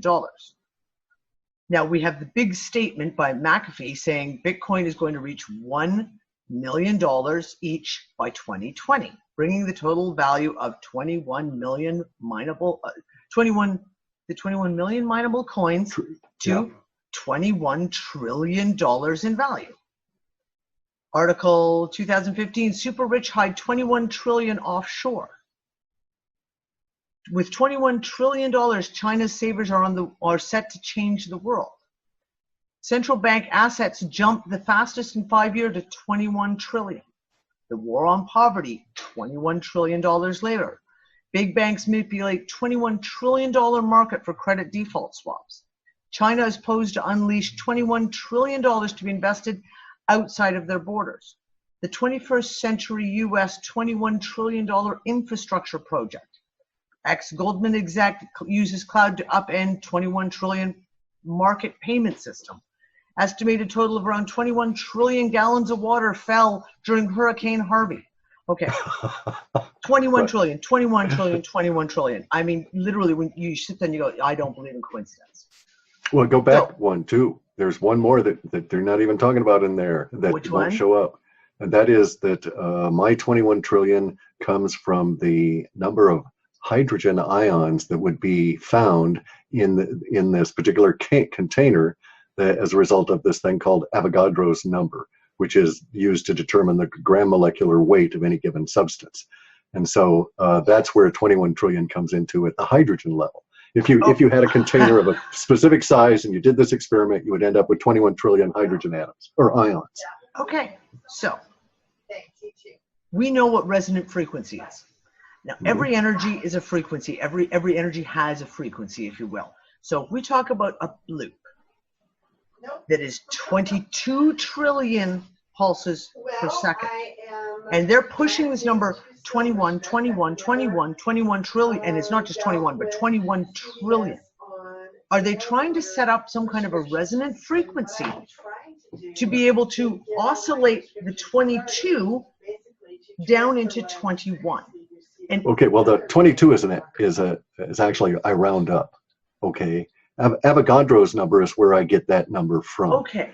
Okay, so it's not 21 trillion exact, and it's not 22 trillion. It is between those two numbers when you actually do the calculations, right? Because Avogadro's number is 6 point something up raised up to a power, and then my calculations for this takes that number, escalates it 3 orders of magnitude, and multiplies it by 3, and you end up with the 21 trillion and some number almost at 22 trillion. I just round up. So I don't believe in coincidence. When I keep hearing this number repeated, now people would say, oh, the universe is telling us something. The universe is telling us something. Great, it's a lovely thing. But what the hell is it? But what is it? And when you time, like with this little piece that you just gave us about the whole thing with the hydrogen, and we are literally talking about hydrogen, and we're talking about the most prolific molecule, if you will, in the known universe. I won't say the universe because we don't know jack shit about what's really past the moon. So what are they doing? That's speculation about intent. Yeah, I agree with you there. That coincidence is it's a Buddhist punchline in a joke. That's all it is, right? But so something is going on. The meme is certainly coming out from universe in a large number of ways, and as of this point, I don't have anything to peg it to. And I don't usually speculate as to why people do things because it goes to intent. And these are some pretty squirrely bastards that are on the other side of things. And so I don't know how their minds think. And so I couldn't really speculate about their intent. But we do know that they are indeed doing these kind of things such that these numbers are existent. And they could have said, 19 trillion gallons of water out of the hurricane. Would we have known different? No. They could have said 57 trillion. Would we have known different? No. And they could have said even the thing. Now, if you want to get really Department of Defense and all that, they could have said it was actually 21 trillion 500. Yeah, exactly, and 67 cents. Yeah, exactly. Right. But see, here's the thing about that. Now, if we were to, so we don't have any concept of what's going on, and so we turn to, because we have pattern matching minds, we turn to those tools that are available to us. One of them actually could be numerology, because we know these guys are squirrely and they follow these symbols like glue. They really need to, right? And within numerology, we find some very interesting things about 22 and 21. 22 being the number of enlightenment, and 21 being the moment before completion. And so those are, and so 22 is not considered to be twice 11. 22 is, in numerologically, is considered to be its own unique occurrence or frequency, so to speak. And 21 is seen as the moment before completion in some of the more ancient numerological systems. And so are they saying basically this is the moment before disclosure? Is this the moment before the storm breaks? Is this the moment of XYZ occurring? And they cannot help. It could be that they can't help themselves, and they express it that way. It also could be that they're sending coded messages back and forth to each other, or they're attempting to pre-plant the ideas in our heads because they can suck more energy out of the system as a whole if they do that. And literally everything you've just said is absolutely reasonable given everything that we've seen. I've talked about, I wrote a series of articles back in 2014-15 about the templates. Basically they run on templates. And it seemingly, by observation, they cannot break their templates. It's like they do it this way, this is the way they do things, they never ever change it. And if you can discover the if you can look through what's going on, see the template they're using, then you can go, oh, okay, I know what template this is. And it goes from anything from false flag attacks to political agendas to everything. You watch, you find the template, and you've got it, because they just are incapable, seemingly, of being able to do anything original. They're not very smart, in my opinion. They're very clever, but they're hidebound by ritual and by fear about stepping outside the ritual. And, you know, it's kind of like, as you say, we've seen this movie before, we can guess what the end's going to be, right? That sort of thing. So I would agree with you that they are, they're trapped and unable to think themselves out of the situation in which they find themselves. They get a certain amount of success with actions, and then they ritualize those actions because of the success and because of the nature of the clever mind. So in other words, a clever mind rather than a smart mind. A clever mind is somebody... The clever mind versus the creative mind, because that's correct. Sorry, smart is all immaterial. Us peons, us the plebeians down here, we're the creative ones. Correct. Who bust through their ritual, who bust through their plans and their motions that get put into place. And because they're just clever, they just keep recycling the same old shtick and are incapable. We have metrics to that as well. If I've done an analysis, and I did it for some parties, and I won't say who, but I was paid to do it in the 90s, and I did an analysis of patent filings in a number of countries. And you'll find that none of the patents filed in the last 100+ years within any system that was English language based, patent office in Britain, Canada, US, and even to a certain extent Switzerland, none of these patents that have been issued, okay, let me put it this way. It is true that not a measurable percentage of all of the patents issued have been issued to people we would consider to be the ruling elite. So these guys never come up with original thoughts. They never come up with original inventions. Their names are on patents due to corporate associations, but they're not particularly... They paid out the moolah. Correct, but they didn't invent it. They acquire it at some level, and then they end up getting it patented under their name, but they don't actually create the stuff. So we have demonstrable evidence of certain things in reality. And one of these are that, you know, nobody out of the royals in the British or in all of the in any of the European system, any of the Japanese system, or the English system, none of these royals have ever been creative thinkers. And in fact, we see that these people are usually demented minds. Look how many of Queen Elizabeth's siblings are in mental institutions and never seen. And all of the situation with the inbreeding. The entire history. And it's, like you say, it's not just the British royal family. You know, it's all of them. It's all of them, because they've done nothing but inbreed. But they're very clever about staying alive. Okay, they're very clever about power. They're very clever about following these rituals that maintain their power. The rituals include, you know, killing one person in order to silence 12 just out of fear, that kind of thing. And they have all these effective systems that up until recently have sort of worked for them.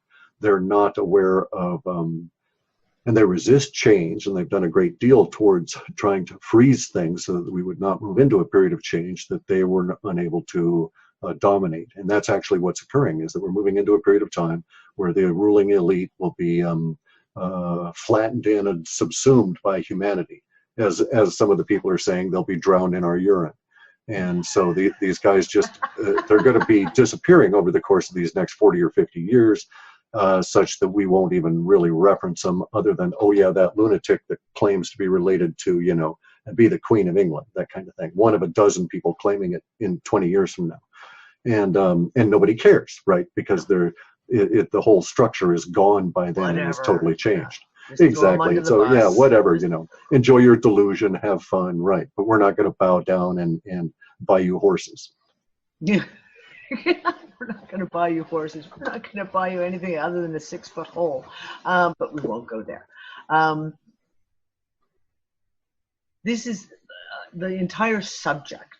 When you get into this one, is so vast, and there's so many little tiny pieces of it, like little fractals that we put together like a 3D jigsaw puzzle. I want to ask you a couple of questions. I want to switch gears a little bit. We brought up the 21 trillion, and I brought up the Bitcoin. The fact of, like I said, 21 million times a million equals 21 trillion. And the question I had, because I mean, the question I've had for a long time when it comes to Bitcoin specifically, is it a controlled thing? Or if it wasn't created initially, has it been co-opted to become their new financial system? They're trying to piggyback on it. They want it to be their new toy, and they are clever but stupid, and so they just don't get it. Satoshi was not very clever, but he was incredibly brilliant and creative, and we have a solution around the fiat system and the banks. They're not able to control it in spite of everything that they're doing. It can't be taken over. It's not part of any AI system. It's QuickBooks. It's a ledger. It's an addition and a subtraction. It can't even do a loop inside the Bitcoin language, and they were smart in doing that because it eliminates this huge amount of attack surface within the software, so it can't even be cracked that way. They were really, really, really smart in putting Bitcoin together. It'll keep going for a long time, and there will be attempts. Well, look, we actually have legitimate banksters attempting to take over and control coins, and what are they doing? They're creating Ripple and Stellar. And both of these are like really pissy kinds of code, and they're just harvest and pump and dump schemes for the banksters, but they're not really impacting the cryptocurrency space at all. And the cryptocurrency space was created by techies that wanted to achieve social engineering and political change with software, and we're seeing it, and it cannot be denied. There has been political change. There has been social engineering resulting from the introduction of this software. Absolutely, and I think I poorly phrased what I was trying to get to, and that was the fact of we know that everything fiat, all this system, this financial system, is a debt-based system. It is nothing but a debt-based system. That's what we currently operate in this fiat system. Are they trying to, as you said, piggyback a way of buying out of the debt system by creating their own crypto?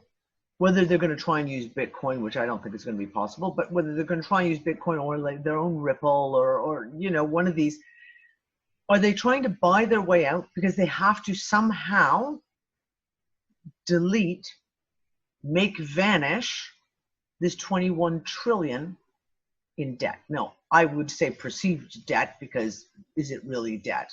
Who owns the debt? Which brings in the next bigger question too, like, then who actually owns this fucking debt of $21 trillion, right? Right. Is that what they're doing? Are we seeing an attempt with so many countries talking about coming out with their cryptocurrencies? And I'm sorry, I so don't trust the US Fed. I watch everything they're doing right now and go, are they trying to figure out a way to be able to balance? And that was the thing that struck me with the McAfee and the thing with the 21 trillion. Here's this missing money, this debt. And then over here we have a perceived value. Are they trying to piggyback it in a way? They're not. My use of that word piggyback is taken in a different context. No, Okay. I don't think there's any coordinated, cohesive design towards what you're describing. It's also more than 21 trillion or 21 million coins that will come out. It's not an exact number. And so we just round down in this case because it's not above 21 and a half. It's done on an algorithm and it'll just sort of trail off, and then the hash will become so difficult it might take us years to mine that next block, and then another dozen years for the block after that, that sort of thing. So, I actually see that the piggyback is a natural outgrowth of these individuals being clever, very dedicated to their own survival, and acting as such individuals would, which is to say at an individual level rather than a group level when the underlying system that used to support the group is no longer tenable. So we go to the postulate that the financial system globally is breaking down under the load of all of the debt. The fiat has grown the debt to the quadrillions of levels. And our 21 trillion is trivial, by the way, to the derivatives that are outstanding. There are quadrillions that is quadrillions. a pin drop. That's an Correct, official number. correct. That's an officially notated number. In a little tiny bit of an area too, which is the United States. So there's quadrillions that are done and are also that's our quote government debt, and it doesn't take into account personal debt or corporate debt. So when you look at that, the number is hugely inflated beyond that. So the 21 trillion is perhaps a synchronicity from universe, but it is not a design plan in that sense. And having Bitcoin be at 21 trillion at some point does not in any way alleviate or balance out their debt issues. Rather, in my analysis, what's going on is this, and it sort of makes sense, right? It's enlightened self-interest. So you're a very smart gang leader, and I work for your criminal gang. All right, this is a hypothesis, or this is a little thought experiment here. I see that things are going along great, and we're doing really great, and our gang's growing, and we're stealing a lot, we're getting very rich. And then we run into a period of time when we just can't steal enough to maintain that level of wealth effect within the gang because the underlying populace can't support that much theft. They just don't have as much because we've stolen it all. Left. Right. We've stolen it all. At that point, my individual personal survival kicks in, and I'm no longer loyal to the gang. I'm looking to watch out for myself as an individual criminal, because I know for sure, because of the way I think as a criminal, that all the other criminals in the gang are also thinking that way. We're also all operating on the same frequency, so we're all looking for our own exit strategy. And so when I use the word piggyback, I was talking about the idea of, as a gang member, working for a bank, I've got all these bonuses, I've got my cocaine and all this other money and all this kind of stuff, and I'm doing really well, but I want to preserve it. So I know the fiat system's coming unglued. I know the paper dollars aren't worth saving in because they're creating those at whim, and they can continue to create them at whim, and their goal is to steal at least 2% of the value every year through what they call inflation. So as a criminal, I want to store my wealth so that when the whole thing collapses and the gang's gone, I can come back out of hiding and resume a nice, comfortable life. And so what do I do? Stealing whatever. Correct. And so what do? I put my wealth, I take it out of the fiat currencies and I put it into those things that traditionally have helped criminals throughout history: gold, silver, and now the idea that I can put some of it into Bitcoin. So yes, Bitcoin is being used to launder money. I won't deny that. But it's the banks that are laundering the money into Bitcoin, not the people that use Bitcoin. But here's their problem. It's not the drug lords. No. There is not enough Bank volume. Of America and Jamie Dimon. Right. Well, speaking of that, okay, the amount of money laundering done in a single hour through the banking system is a larger volume than we have in Bitcoin itself as a currency. So Bitcoin could not absorb a day's worth of drug money, for instance, right? And so here's their problem. As bad guys, they don't want to tell the other bad guys they're buying Bitcoin to save their wealth.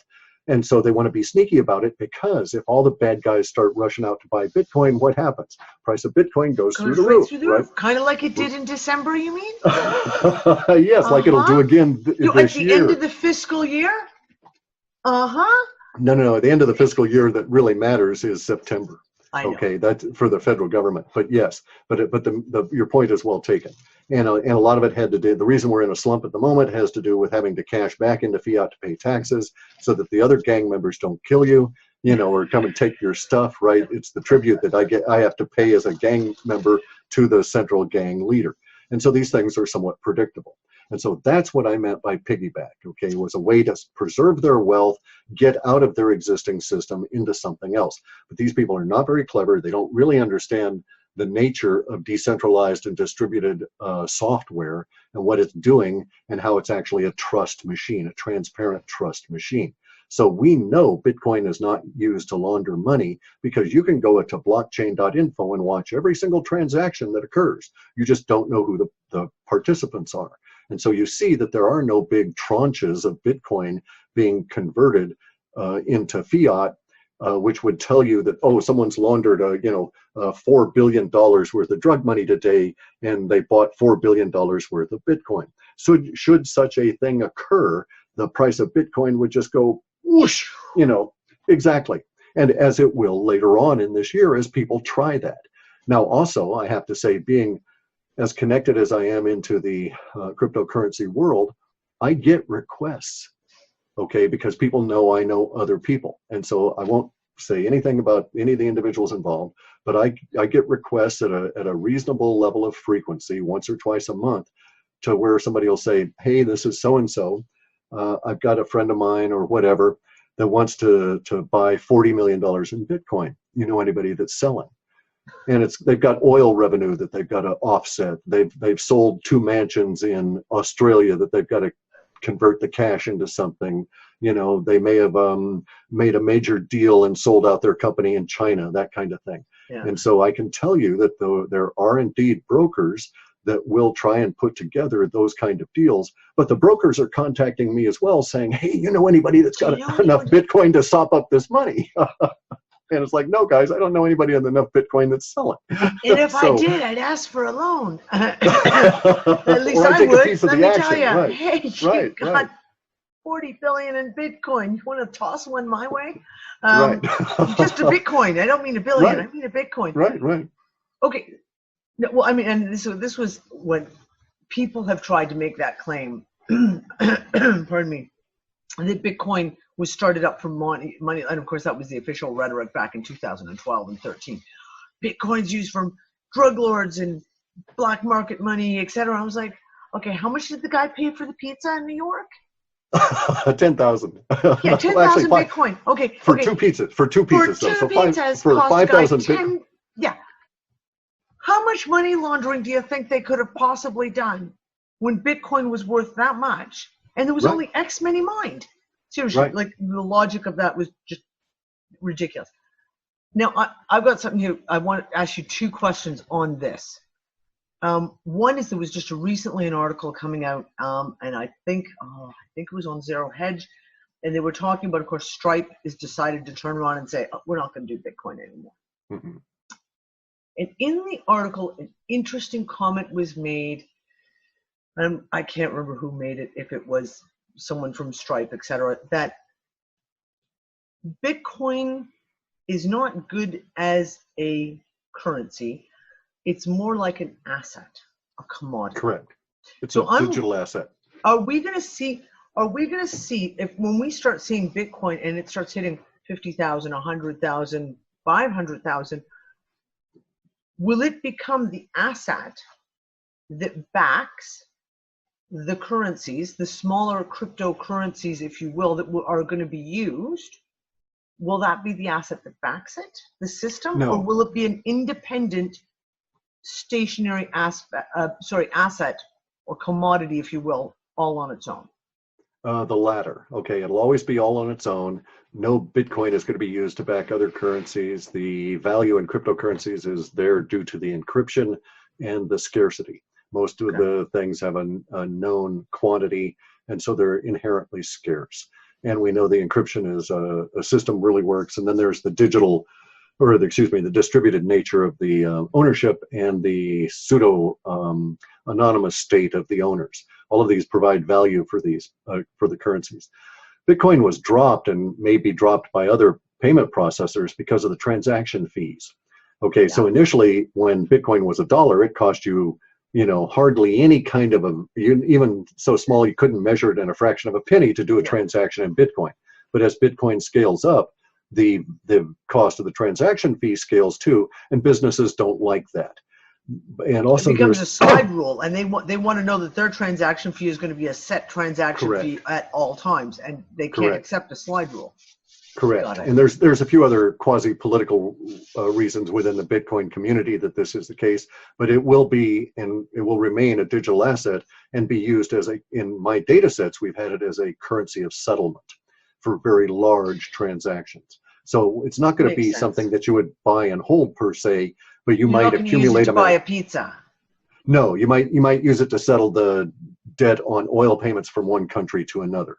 That kind of thing, right? Where one country would transfer 7 Bitcoin to this other country to pay for all of the oil that they're going to buy that whole year, that sort of thing. So a very large level of settlement. So it's going to be a digital asset at that level. And other currencies with less intrinsic value or less inherent value in them will be used as the payment species across actually buying milk or, your pot or dealing with, your electric bill, that sort of thing. Okay, so in just a recent report you did, I'm sorry, I can't remember what show you were on. You were talking about China, and you've talked about it quite a bit, and I've talked about it as well. The fact that China is the real economic boom. This is where the global economic boom is going to come from. It's going to come from China.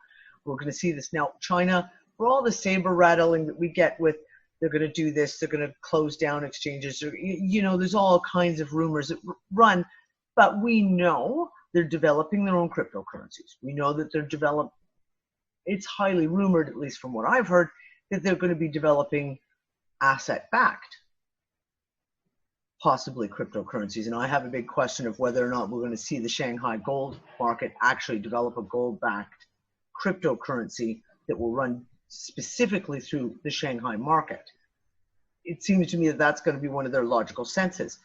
So are these the coins to watch? The ones coming out of China, these cryptocurrencies, and the one NEO, but I don't. That's it. NEO. That's the word I was trying to come up with. Yeah, NEO, something formerly from the Matrix. shares. Damn. Right, right. I always think of it as ant shares because I was aware of it way back when, and it was based off of the Long March of the Blue Ants when Mao Zedong took over China by literally marching all of the people from the Northwest into Beijing. And so they call it ant shares, and it's been rechristened as NEO. That's a non-mined coin or token that is on a network that is like a competitor to Ethereum. So the NEO stuff is like the Ethereum network. So NEO is very interesting. It's a copy. It's a Chinese copy then. No, it was there first. Oh. Okay, so AntShares existed before Ethereum as a working setup, and they've been able to evolve it and so on. So it's not a copy per se of Ethereum, and they don't actually even go to the same ends. But NEO is going to be a very good payment vehicle for the Chinese social order. So yeah, it would be valuable to own some NEO, I'm certain, over the course of time. It's not really a competitor to things that are being done in the West. The Chinese are doing things under the covers. It's more internal infrastructure within the country itself. Okay. Right, within the greater Chinese empire. Okay, so so it actually makes sense if you're a business in Germany to be very connected to NEO, because you're going to be doing a lot of business with the Chinese in the future as the One Belt, One Road initiative brings the Berlin to Beijing railway to you. Yeah. And so you'll be able to use that NEO in dealing with your Chinese business partners. So there are those kinds of things going along with it. But the Chinese per se, they're an economic power because of not because of what they're doing with the cryptocurrencies per se, but because of the size of the population. The age of the population is dropping. The fact that they're in a sexual revolution now, which will further drop the age as they get into a predicted baby boom, and the fact that they graduate more engineers every year than we have people in our country, and so they're Pretty not much. graduating lawyers. They don't care so much about that, right? So they're No, build it out tangibles. country. I'm sorry, because who fucking Correct. cares about lawyers? But tangible. Correct. Engineers, architects, these are the people who do a tangible job that actually makes the country work. Correct. And so Whereas China lawyers, has all kinds. You're right. They have all kinds of issues. They have all kinds of troubles, and their position on the planet will always be set by such troubles because of their borders, the huge amount of people that are surrounding them, and all of these resource issues and so on. But nonetheless, they're going to be the dominant economic power for the next millennia, probably. So yeah, it's important to pay attention to them, but they have a tendency in certain areas that so they're very creative when it comes to engineering, and they are to a certain extent very conservative in their social engineering. No, not to a certain extent. They are very conservative in their social engineering. No question about it. And this is due to the fact that in a good year, they only have 75 to 85,000 riots that cost the life of a policeman, that kind of thing, right? They have so many riots and such social discord that they have a special emphasis within their social order to just dealing with that. In the last few years, those riot levels have been up into the 150,000s, shading towards 200,000. So it's a growing phenomenon. And so they're well aware of the stresses that are on their society. But they also have a huge amount of resources in the form of rare earths, and even more rare earths yet to be discovered off their coast. They have 9,000 plus miles of coast, and some very interesting mineral mounds are to be found in the South China Sea. So the fact that that's why they did the Spratly Islands and have started, building out their infrastructure there is because they're going to go into rare earth mining there in a serious way. Rare earths, by the way, begin with lithium, and we all know about lithium batteries. Yeah. And so there's all different kinds of stuff from the rare earths upward. And even if you wanted to think about it, although it doesn't exist as far as we know on this planet, element 115 would probably classify itself as a rare earth. Yeah. In the sense that it's an exotic metallic material. Well, yes. I mean, China, we've looked at China. I mean, China is all over Africa. I lived in the Congo. I lived in the DRC for a little while. And even there's a footprint. And when it comes to the mining, et cetera, I've got really good friends from Zimbabwe. The same thing. The Chinese are in there. They're in there with the mining. And I can remember Obama having a complete hissy cow back in 2014. The damn China keeps buying up all those rare earth minerals, and they won't sell them back to us at a fair price, meaning we want to undercut the market, and they should sell them to us for cheaper. So, ridiculous. But they do. They have cornered that market. Which always gives me the thing of, like, when we start looking at stuff that's going to come out of Antarctica. Right. Right. You're going to need a lot of this material. Yep. We're going to start. You can almost guarantee that this is. And we know that this is the new technology. It's electric field manipulation. You're going to need some of these rare earths to be able to respond and be your field control interface to the field itself from your digital control vehicle. Yeah. And so, they're going to be extremely valuable. That's why also you'll see that there are certain, if you watch close enough and you follow certain corporations, you see that there's certain moves being made to open up exploration for minerals and so forth within the continental United States. And a lot of the former wilderness areas are being or were classified that way and made into wildernesses specifically to keep the minerals and stuff that were in them until we get into the point where they can be used. Correct. Until they're keep them off the market. Yeah. Well, this is okay. So I'm going to throw one last one because hey, we're only 8 minutes to the hour, and I like to throw curveballs in the last couple of moments. We talked about Antarctica. The other thing, of course, I've been following really heavily is the Arctic.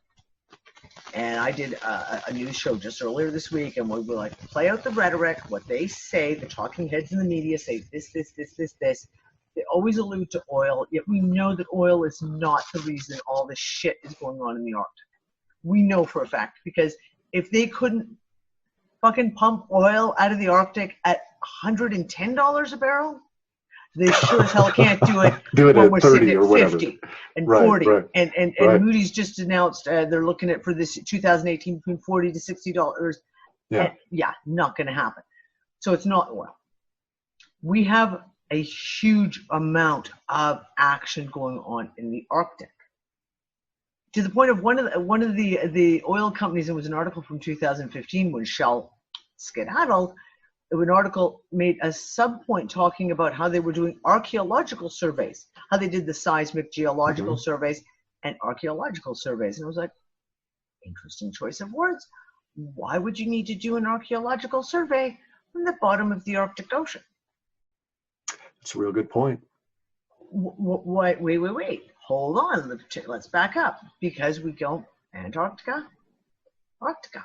1947 we had, and the lead up to 47, we had all the shit going on down in Antarctica with Admiral Byrd. Where was he right before that? Oh, he was at the Arctic. And he went back and forth several times. And we had Operation Nanook that was going, and it's still going on to this day. We have Greenland, which is, there's a massive, big, huge question mark about what the fuck is going on in Greenland, because no one knows. No one fucking knows. So is your data sets pulling up anything about the Arctic? Sure, tons and tons of stuff. It's also backed up by recent moves that we've seen materialize. So for instance, go back to China. China's got a border with Russia, but that's as far as they go to the north. And yet here they are in the Arctic Polar Alliance. Yep. They're up there all the time. They're now part of the Canadian and Russian and American tussling that's going on around and some Denmark. resources. Don't forget Denmark. Yeah, and and Finland and Norway and all of these kind of guys. It extends down to Greenland. Greenland's really an interesting case because it is a recently frozen entity, and it's very volcanic and so on. The nature of the fact that we have volcanoes up near the Arctic and down in the Antarctic areas are very specifically focused on by scientists who are of the opinion that there's going to be a different level of outpouring of material from those volcanoes than from volcanoes on the middle of the ocean and volcanoes on land and so on. So the volcanoes that we're seeing going off in Japan, Philippines, those kind of places, ring of fire now, when they blow up, they bring up certain kinds of crystals. They bring up, including diamonds and this kind of thing. But the spread of material that they have in them is relatively constrained, and it goes from a lot of bauxite, a lot of aluminum, and it goes over to some of the heavier metals, and will include sometimes gold, but only in small quantities. And that's really about as far as it goes. This is not necessarily true of the polar volcanoes. So there's that. Okay, they may be thinking that this is where primal material is coming from, and maybe they can like tap the rare earths as they're being pumped out by the planet. So literally, and that was going to be my question. Are they looking for rare earth metals? They're looking for something. Now here's some other interesting thing from the Russian perspective. I love the Russians because they're really into the woo-woo side of it, right? They're into the strange mystery of it all. And so when a Russian polar, I don't know his background beyond a certain level. He is academic now, but I don't know that he is like a PhD level kind of academic, but he's a Russian polar explorer, and he's doing work in their polar effort. And I knew him before he went to work for their polar effort back almost to like 1998 or so. So in the midst of the Soviet Union breakup and the Russian Revolution and stuff, I connected with this guy. One of the things he pointed me to when you bring up Arctic issues, especially the Arctic Ocean issues and the submarine activity and this kind of thing that's going on around there, he points me to the middle of the Pacific, okay, to the Great Desert, what he and I both know as the Great Desert. It's the largest single desert on the planet, and it's at the bottom of the Pacific Basin, at the bottom of the Pacific Ocean. Now, something needs to be known about our oceans.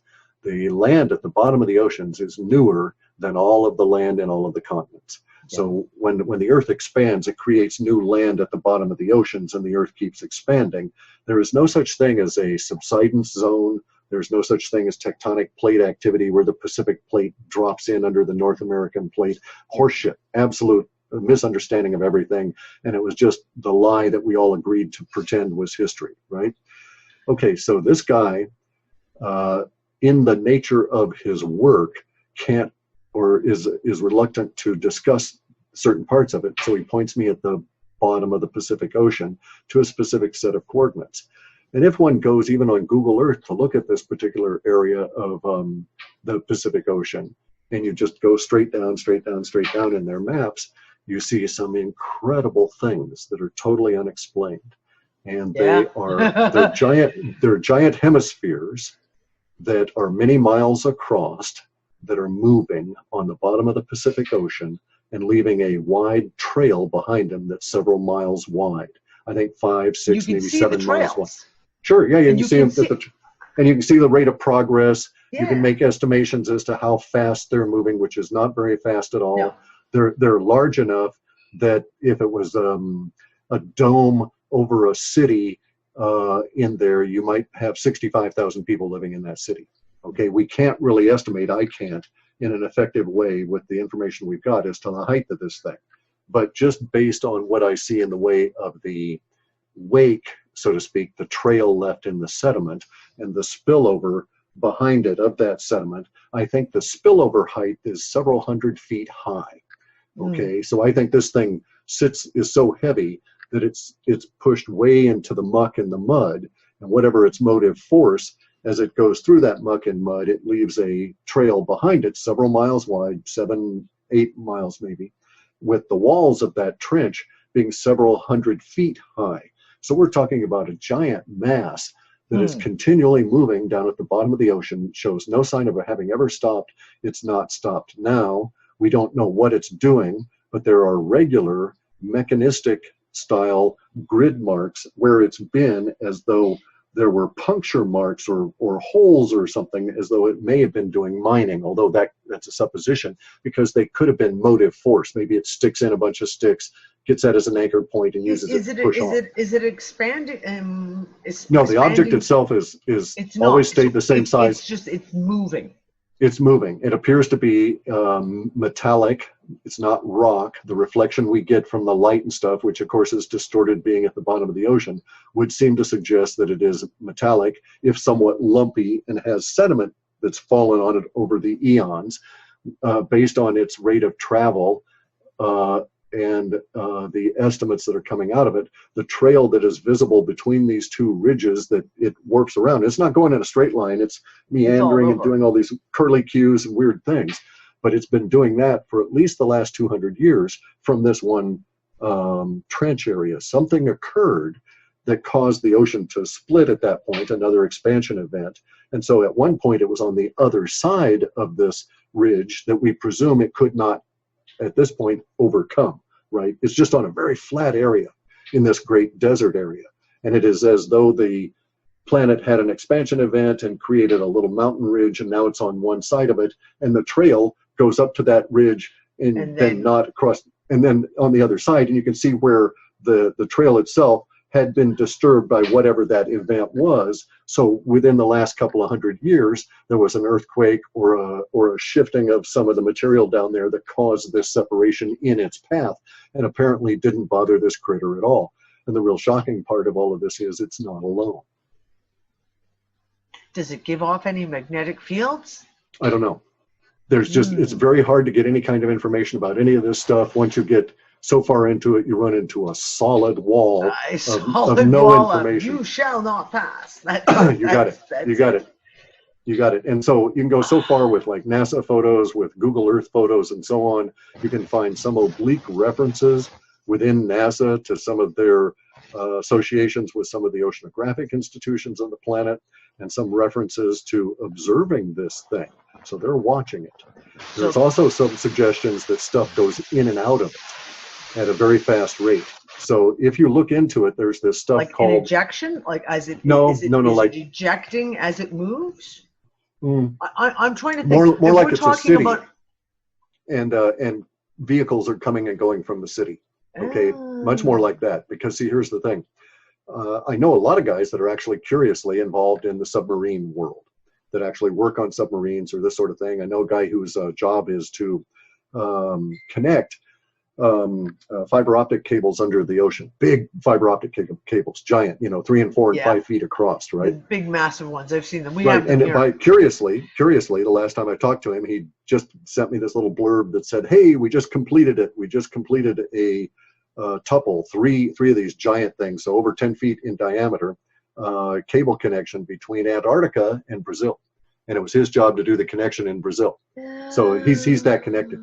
But anyway, all of these submarine guys, they talk about something, or there's allusions within the language that they use to them among themselves, and the language is never explained outside of their environment, but is obviously has a lot of context and meaning within their environment.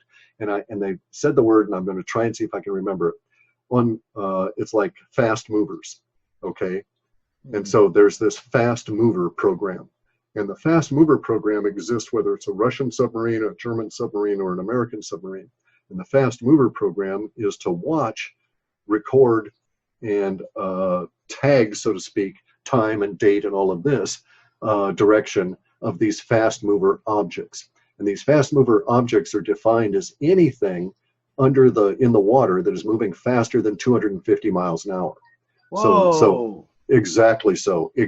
At the rate that we now know the Soviets are trying to get their hypersonic torpedoes to go. They ain't even close to that. Correct. And most of the fast movers are in the 600 and 700 miles per hour range at the and okay, give us an idea of size dimension. When you talk, like, are they 20 foot across? Are they 5 foot across? There's some small ones indeed that show up, and those are the anomalies apparently. So the small fast movers are not the most common. The large, or let's just say that the usual size range, so now let's stop for a second and say they have difficulty, the submarine guys, in estimating much more than the speed accurately, because the speed through the water distorts all of their ability to get other information. Sonar doesn't work accurately, so they can't get mass expectation math to work. So they're guessing at a lot of this. But the guesstimates seem to be fairly consistent across the mover programs, regardless of whether it's Russian or US. And the guesstimates would tend to put these things at about the size of 7 or 10 of our submarines. So really big. So say a couple of 747s smushed together into some shape that just moves at 500 miles an hour under the water. So and is then this sometimes being seen leaves. under the Arctic as well? Well, see, there's the thing. He alluded to this. Correct. Is that the allegory that he's trying to say, like? That was my supposition, that they're up there looking at something that's of a similar intriguing nature, because see, here's the deal. The Arctic Ocean is one of the most shallow oceans, all right? Okay, so the Pacific being the largest and the deepest and the newest ocean, well, it's the oldest new ocean. It was the first ocean, okay? So let me put it that way. I get the distinction, yes. Okay, so the Arctic is shallow, also shows the effects of expansion events, and it's at the bottom of the Arctic Ocean is very new material, but it's relatively shallow compared to all of the other oceans. And so if you were going to watch something like these kind of critters, doing it on the bottom of the Pacific, you could get so close and then that's it. You've got to resort to remote vehicles because you can't even get submarines down to where these things are. That's another aspect of this, that our subs cannot go down. They can't go that deep. Correct. Exactly. Okay, so here's but they could in the Arctic, see. In 2016, August 2016, an article came, September 2016, an article came out of Canada about a noise was heard in the Arctic Ocean. They heard this noise. And they decided that we got to go investigate. Where's this noise coming from? Right. Not another, I mean, literally, I searched, I cross-referenced. Not another word was said. And then you go, okay, but why the announcement? Every time they put out an announcement like that, it's always me, okay, why did you announce it? Right. Why did you announce it? Why are you announcing it now? What's the point? Is it an excuse? Just like, oh yeah, we heard a knock, so we just thought we'd go run over here and go take a look. So they have an excuse to be there? Or was there an actual event that they're giving notice on and saying? I think it's the latter, and I think they do it out of fear. So sometimes I think they put this information out because they're afraid that other people will find it, and they want to preempt it, so to speak, by getting that emotional stuff to dissipate ahead of it appearing under certain circumstances. Yeah. So if you can control the narrative, all right, so let's look at it this way. If I, as a speaker, I want to do certain things in a certain order to build my story up and then down and up and down and up and down, just like in a movie, you know, bring your emotions up and crash you down a bit and so on, bringing it up to the crescendo at our conclusion of Act 3 kind of a deal, right? And I want to control the narrative that the audience receives.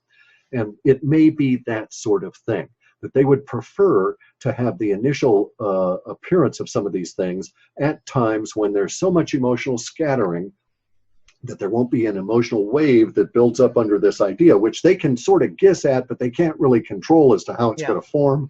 And so they're attempting to dissipate or dilute or pollute the what they think may be a release that's going to be coming out later. So there were some hints in the 90s when they first put up that satellite that they knew they were looking for something.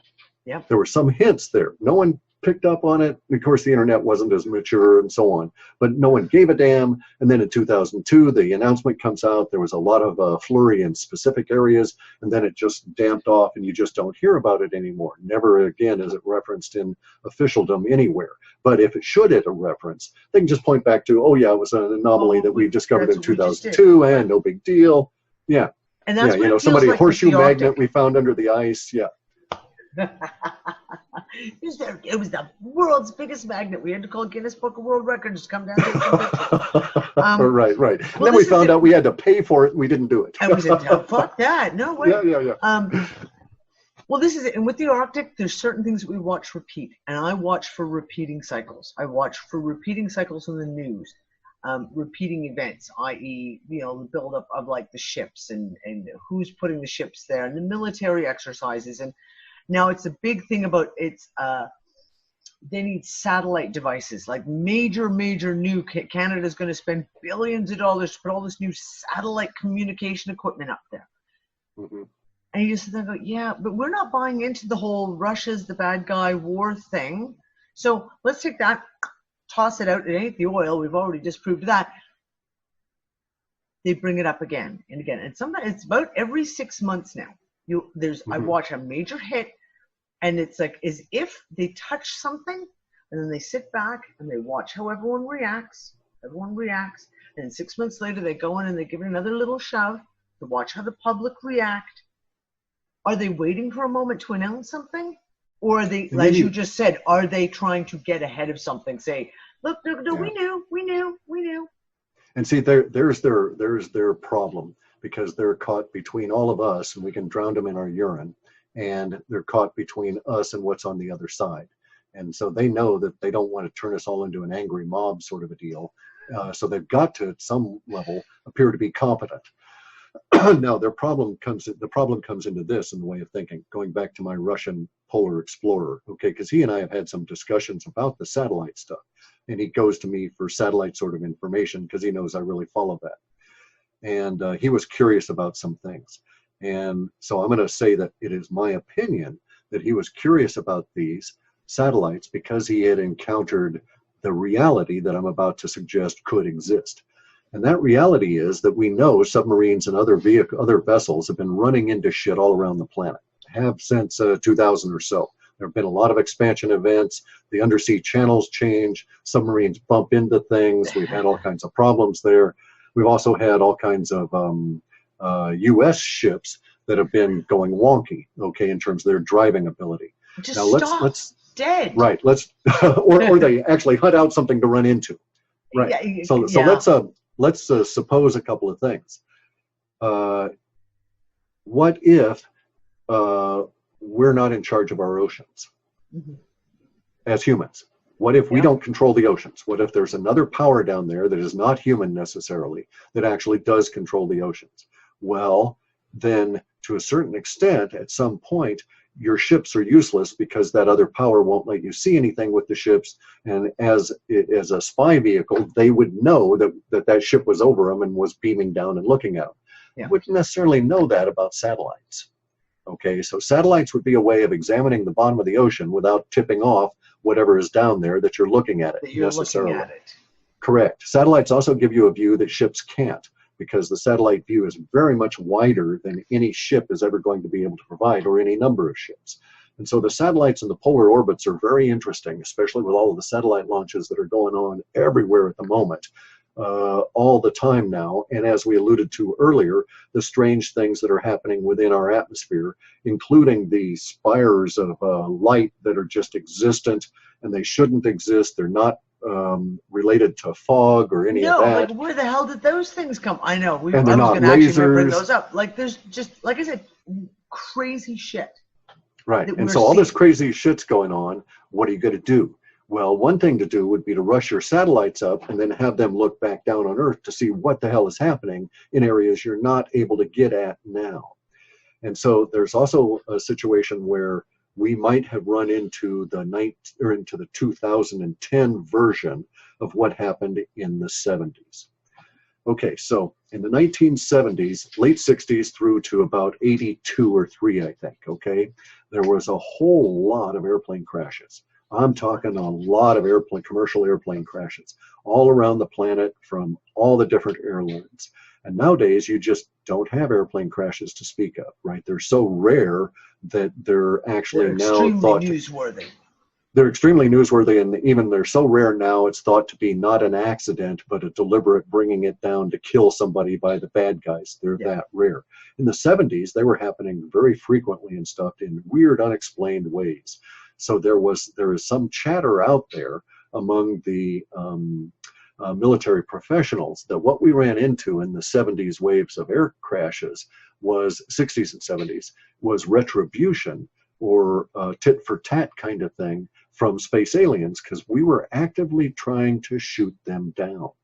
Okay, so during the 60s and 70s, we were trying to shoot their stuff down, and at some point the space alien recognizes that us ants were nibbling on its slapped ankle. The mosquito back. Correct. And it just sort of brushed them off, and it was sort of a little warning. You guys keep this up and we'll just keep crashing your airplanes, right? You know, and it was a minimalist response and got us off their case. We backed off of that. We haven't been trying to shoot them down except in a couple of circumstances. And since then, it's been, if you will, a weird kind of a period, if we want to think about it that way, where we had all of this activity. We had 47, we had the saucer appearances throughout the 50s that were staggering. In 1952 everywhere. And 53 over Congress, over Mars attacks kind of spaceships floating up over Congress, right? And those kind of things which just aren't even touched or discussed anymore. And throughout that period of time, we also developed this aggressive attitude, and we tried to shoot the buggers down. We then get into the airplane crashes. Since then, we stopped trying to shoot them down. Now they're around everywhere. The skies are filled with stuff, but the officialdom is staying way the hell out of it, only now they actually have to respond. And so we've got the Tom DeLonge thing. We've got this continuous resurfacing of the idea of disclosure. We've got the paid disinfo ops like the blue chicken cult, all of these kind of people that are being paid for by the CIA. And Jay Widener, who's, I'm having an email fight with him at the moment, and we're calling each other nasty names, sort of. But he was saying certain things about it, and he was saying, oh, blah, blah, so-and-so owns Gaia TV, the TV channel that promotes the blue avian, the blue space chicken cult, right? And I had to point out to him, that fellow owns less than 25%. 75% of that company ownership goes up to and disappears inside the CIA. Yeah. So is the CIA paying to promote the blue chicken cult because they've got to keep, not because the cult itself is worthwhile, but because they must keep the idea of disclosure ticking over in our heads, because it must happen, because we're reaching a point where whatever it is they're watching at the bottom of the ocean, whatever it is that's coming in these water envelopes, whatever it is that's causing the effects in the atmosphere with these weird lights and stuff, as well as the meteors and all of that kind of stuff is all coming to it's all coming to a crescendo. Now, the really weird part of all of this is that way back when I first started doing this work in 1997, and I made that first run, from that point forward, I have always had data sets in there that go to the idea that not the power elite, but the people who do things, so the military, the intelligence, and all of these kind of people, that there was a current of fear that was motivating all of their activity, and it could be encapsulated back to the idea of they're coming. So they know, they've been afraid, and it's been leaked out of their language since 1998, and it still is in the data sets to this day. It's never waned. It's always been this strong. And so are they actually in fear of space aliens coming back to Earth and returning, and we're unprepared for it because we're not addressing it as adults, and yet they can't think they're so unclever, they are so clever but so uncreative, they can't think their way out of this situation. Well, not just even, I mean, just the fact that if they, the quintessential whatever it is that comes back or comes, whatever, and just bring some facts. Here's the truth. Yeah. Here's the truth. Here's your history. This is what happened 10, 15, 20, 100 million years ago, which throws everything that we've been programmed, force-fed, out the window. So, I mean, it means Grandma's been lying to you the entire fucking time, and the last thing she wants is for Grandpa to come home and debunk every story she's just told. Right. Right? And it's funny because you used an analogy when you were talking to Sarah, and she said you were talking about you used South Africa as the example, and we talk about like the grief, the trauma that goes through when people come to truth, when all of a sudden all this shit lands on them. And I've always said for the longest time, because the excuse it's given out in the very much in the kind of that new age blue chicken cult kind of way, I was like, oh, we have to do it gently, it's got to be gentle because people will be too upset. And I'm of the version of like, rip the fucking Band-Aid off. Take your pain. Seriously, just rip the Band-Aid off. You go, ow, maybe it even bleeds a little bit. And you go, okay, give me a tissue. Okay, I'm better now. Let's move. Let's get on with shit. And that's what it feels like right now.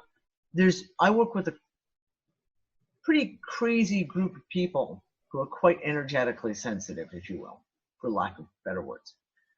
And the feeling that we've had since 2000, especially in 2015, was that the quintessential they, are desperately trying to get ahead of something. Mm-hmm. It was palpable. You could feel that, and it was as if they thought they had X amount of time, and all of a sudden they came flat face to face with like, holy shit, no, we don't have 2 more years, or we don't have however what years. Time stamp, 100 years. It's right fucking now, and we got to do something about it, and we've got to, and it feels like everything since that point of early 2015 has been a race.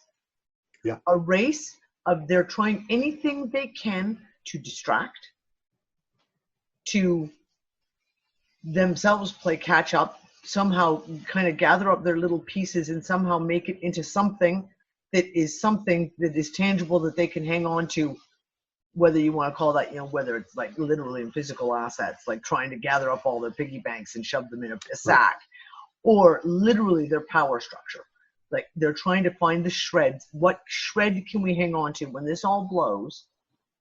What's left for me? And I loved your analogy of like the criminals are all now going, oh, never mind the whole cartel over here. I just got to look after myself and start filling my own pockets because this is it. Right, shit's going down. Well, the part that I find very intriguing is not so much the fear of the ruling elite, because they're, as I say, they're not particularly clever, and so their fears are going to be able to be directed against them, and their actions are predictable within their range of fears and stuff. What I find very interesting is the deep thinkers that are within the support structures for the powers that be. So there's a lot of stuff you can read in various different little niches that are stashed here and there around on the internet, where these deep thinkers for the military, for the CIA, and all of these kind of people have speculated on certain things. The speculations I find to be very intriguing because they're printed in officialdom kind of language and officialdom kind of publications. And some of these are used as teaching aids, so to speak, or attempting to direct the audience based on a particular theory here. But some of the military, some of the academics who think for the military have raised some interesting subject matter. The interesting subject matter it has a larger path and then a smaller path within that larger path. Okay, so the subject matter would be around the idea that they, space aliens, are coming back. And it's specific that they're coming back. Back. Okay, and so they've been here before, but they're not here now. And so some of the speculation that comes off of it from that point on gets really interesting. And the long path is the least interesting. And the long path is they're coming back. We have to be prepared to defend ourselves against them because we know them to be aggressive and we know them to be not favorable towards humans. And they have all these reasons for saying that, for thinking that they know this. The shorter path is, I find, more intriguing, and it's actually based on the same concept of we know they're coming back, we have to be prepared to defend ourselves, and we know they've been here before. And this shorter path is not about defense in the sense of military. It's about defense in the sense of legal. Okay, because here's the thinking. The shorter path in there I find very intriguing because you have these academics who are preparing and thinking about the notion of a species that comes back to Earth, a very powerful species, just to arrive here. It arrives here in such a way that it's undeniable because they just come in the millions perhaps and land, and they claim to own us. They claim to own Earth and have created humanity, and then they just had to take a vacation. All of us puppies kept breeding, and now they've come back to get all the puppies, right? And so that's the thinking on it. And so these guys, these academics, are thinking about our legal stance in defending ourselves. And I've referenced this in the ending, in the conclusion bits of some of my reports, as the wild strain, all right? Yeah, I was just listening to you talk about that a couple of days ago, the wild strain. Yeah. I love that theory. Yeah, so what we do is we postulate that indeed our history is correct. And let's just go over it real quick. We'll just glance right through it. The Nummo come to this planet, they end up creating us. They come here with the intent to do genetic modification. One of their number causes a huge, horrific global accident. They come back and repair the planet, and we are as we are now because they had to repair the planet from damage that was caused by one of their own. And so all the species that exist now were created by the Nummo. Space happens, time happens, and along come the people that we call the Anunnaki. The Anunnaki land here, and because the Nummo are not here, the Anunnaki claim to create us. And we don't know any different. These are very powerful beings, spaceships, they float around, they zap people, they're not particularly nice, and we call them gods. And from that point on, all of our god myths, Zeus and all of this, reference demented personalities with their own twisted needs and ungodlike behavior at every example, exactly. Human sacrifice, all of this kind of stuff. But what's really interesting is the human sacrifice component of it. And so you find a contention of thinkers at an academic level within those that support military and the industrial complex that are going to the idea of what would happen if the Anunnaki came back. Not the Nummo, who we know are basically benevolent, but the Anunnaki who did not create us. They may have monkeyed about with our genetics after the fact, but they're not the genetic creators that the Nummo were. And then we even have that up here in the Salish myths, where the changer changes all of life, and it's all discourse through the raven and through changer. And changer talks to raven and tells all about, and changer goes away. And changer was known to be a member of the star people. And then at some point later on, the sky people come, and the sky people are not nice. They kidnap and do horrible things to humans, and the indigenous people have a not nice relationship with the sky people, and they hide from them and do battle with them wherever they can, although mostly it just ends up with the humans being killed. And anyway, those sky people are not nice. Well, what if the sky people are the Anunnaki? What if they come back and attempt to make a legal claim on us? What shall be humans' response to that, right? Or humanity's response to that? And that's what these thinkers are going to along those ideas. In the late 90s, in doing those initial runs in my data sets, I came across this weird fear that the powers that be were expressing in their leaks, in their language, all about the fear of something. And then ultimately, over time, it matures to where we have more of the fear about their coming back. And then I discovered these these thought exercises that go not to how to defend ourselves with, throwing lead at them, but rather how to defend ourselves, but at a consciousness if you will, legalistic level within the structure that should be presented at that time.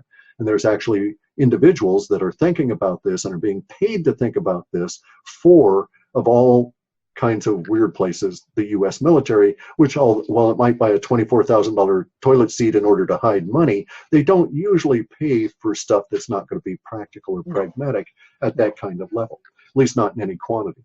So there's these two aspects of the fear thing in the powers that be that I find to be extremely intriguing relative to that question, you know. And then how would you deal with that? There's so many pieces, and this is the point where we can instantly go into another 2-hour show, because I've been dealing with that question myself for at least 5 years, and then you get Corey Good playing it out, and from the legal aspect. Yeah. So I'm going to say, let's just stop, just take a moment, because this could go. And we can't do this. It's already 12:30 at night where I am. Okay. Yeah, I would love to have you back on to continue this conversation at some point when we can get our schedules together. This conversation enters into a really interesting rabbit hole on so many levels, but especially the legal level. I would love to have that conversation. It also ties back to quantum computers too, and the quantum universal internet, because you'd need to have access to all of those records and stuff if you're going to try and present a case. Cliff, don't do that to me. Sorry. I'm not asleep tonight. Okay. We'll get to work on that quantum modem. Yeah, I'll start building one in my garage tomorrow. There you go. After I get a nap. I'll run down to Antarctica, see if they got some neutrinos they can lend me. Right. I want to thank you, Cliff. This has been a fantastic conversation, and I know we got some pieces here to revisit, because I need to mull a few things over as well in my head. You've given me some interesting shit to think about, especially this last topic. We'll definitely have you back on when we can figure out the whole schedule thing. But I want to thank you. It's been awesome. Yep. Thank you much. It's been great. Always love having woo-woo conversations like this. It's been very nice. Yeah. Sorry to keep you up. No, this is regular show time for me. The only way I can kind of balance, I can get just Australia at 8 o'clock in the morning, and Pacific Coast out there for daytime. That's what we do. And all my poor Russian friends have to wake up at 2 o'clock in the morning to watch the show. That's what you do. That's okay. Guys, I want to thank you guys all for joining us on the live stream, and our very, very small, tiny audience who were my note takers, studiously taking notes in there. Thank you, Jeff. We'll definitely have you back, and I'll talk to you very, very soon. Okay. Thank you much. Good night, everyone.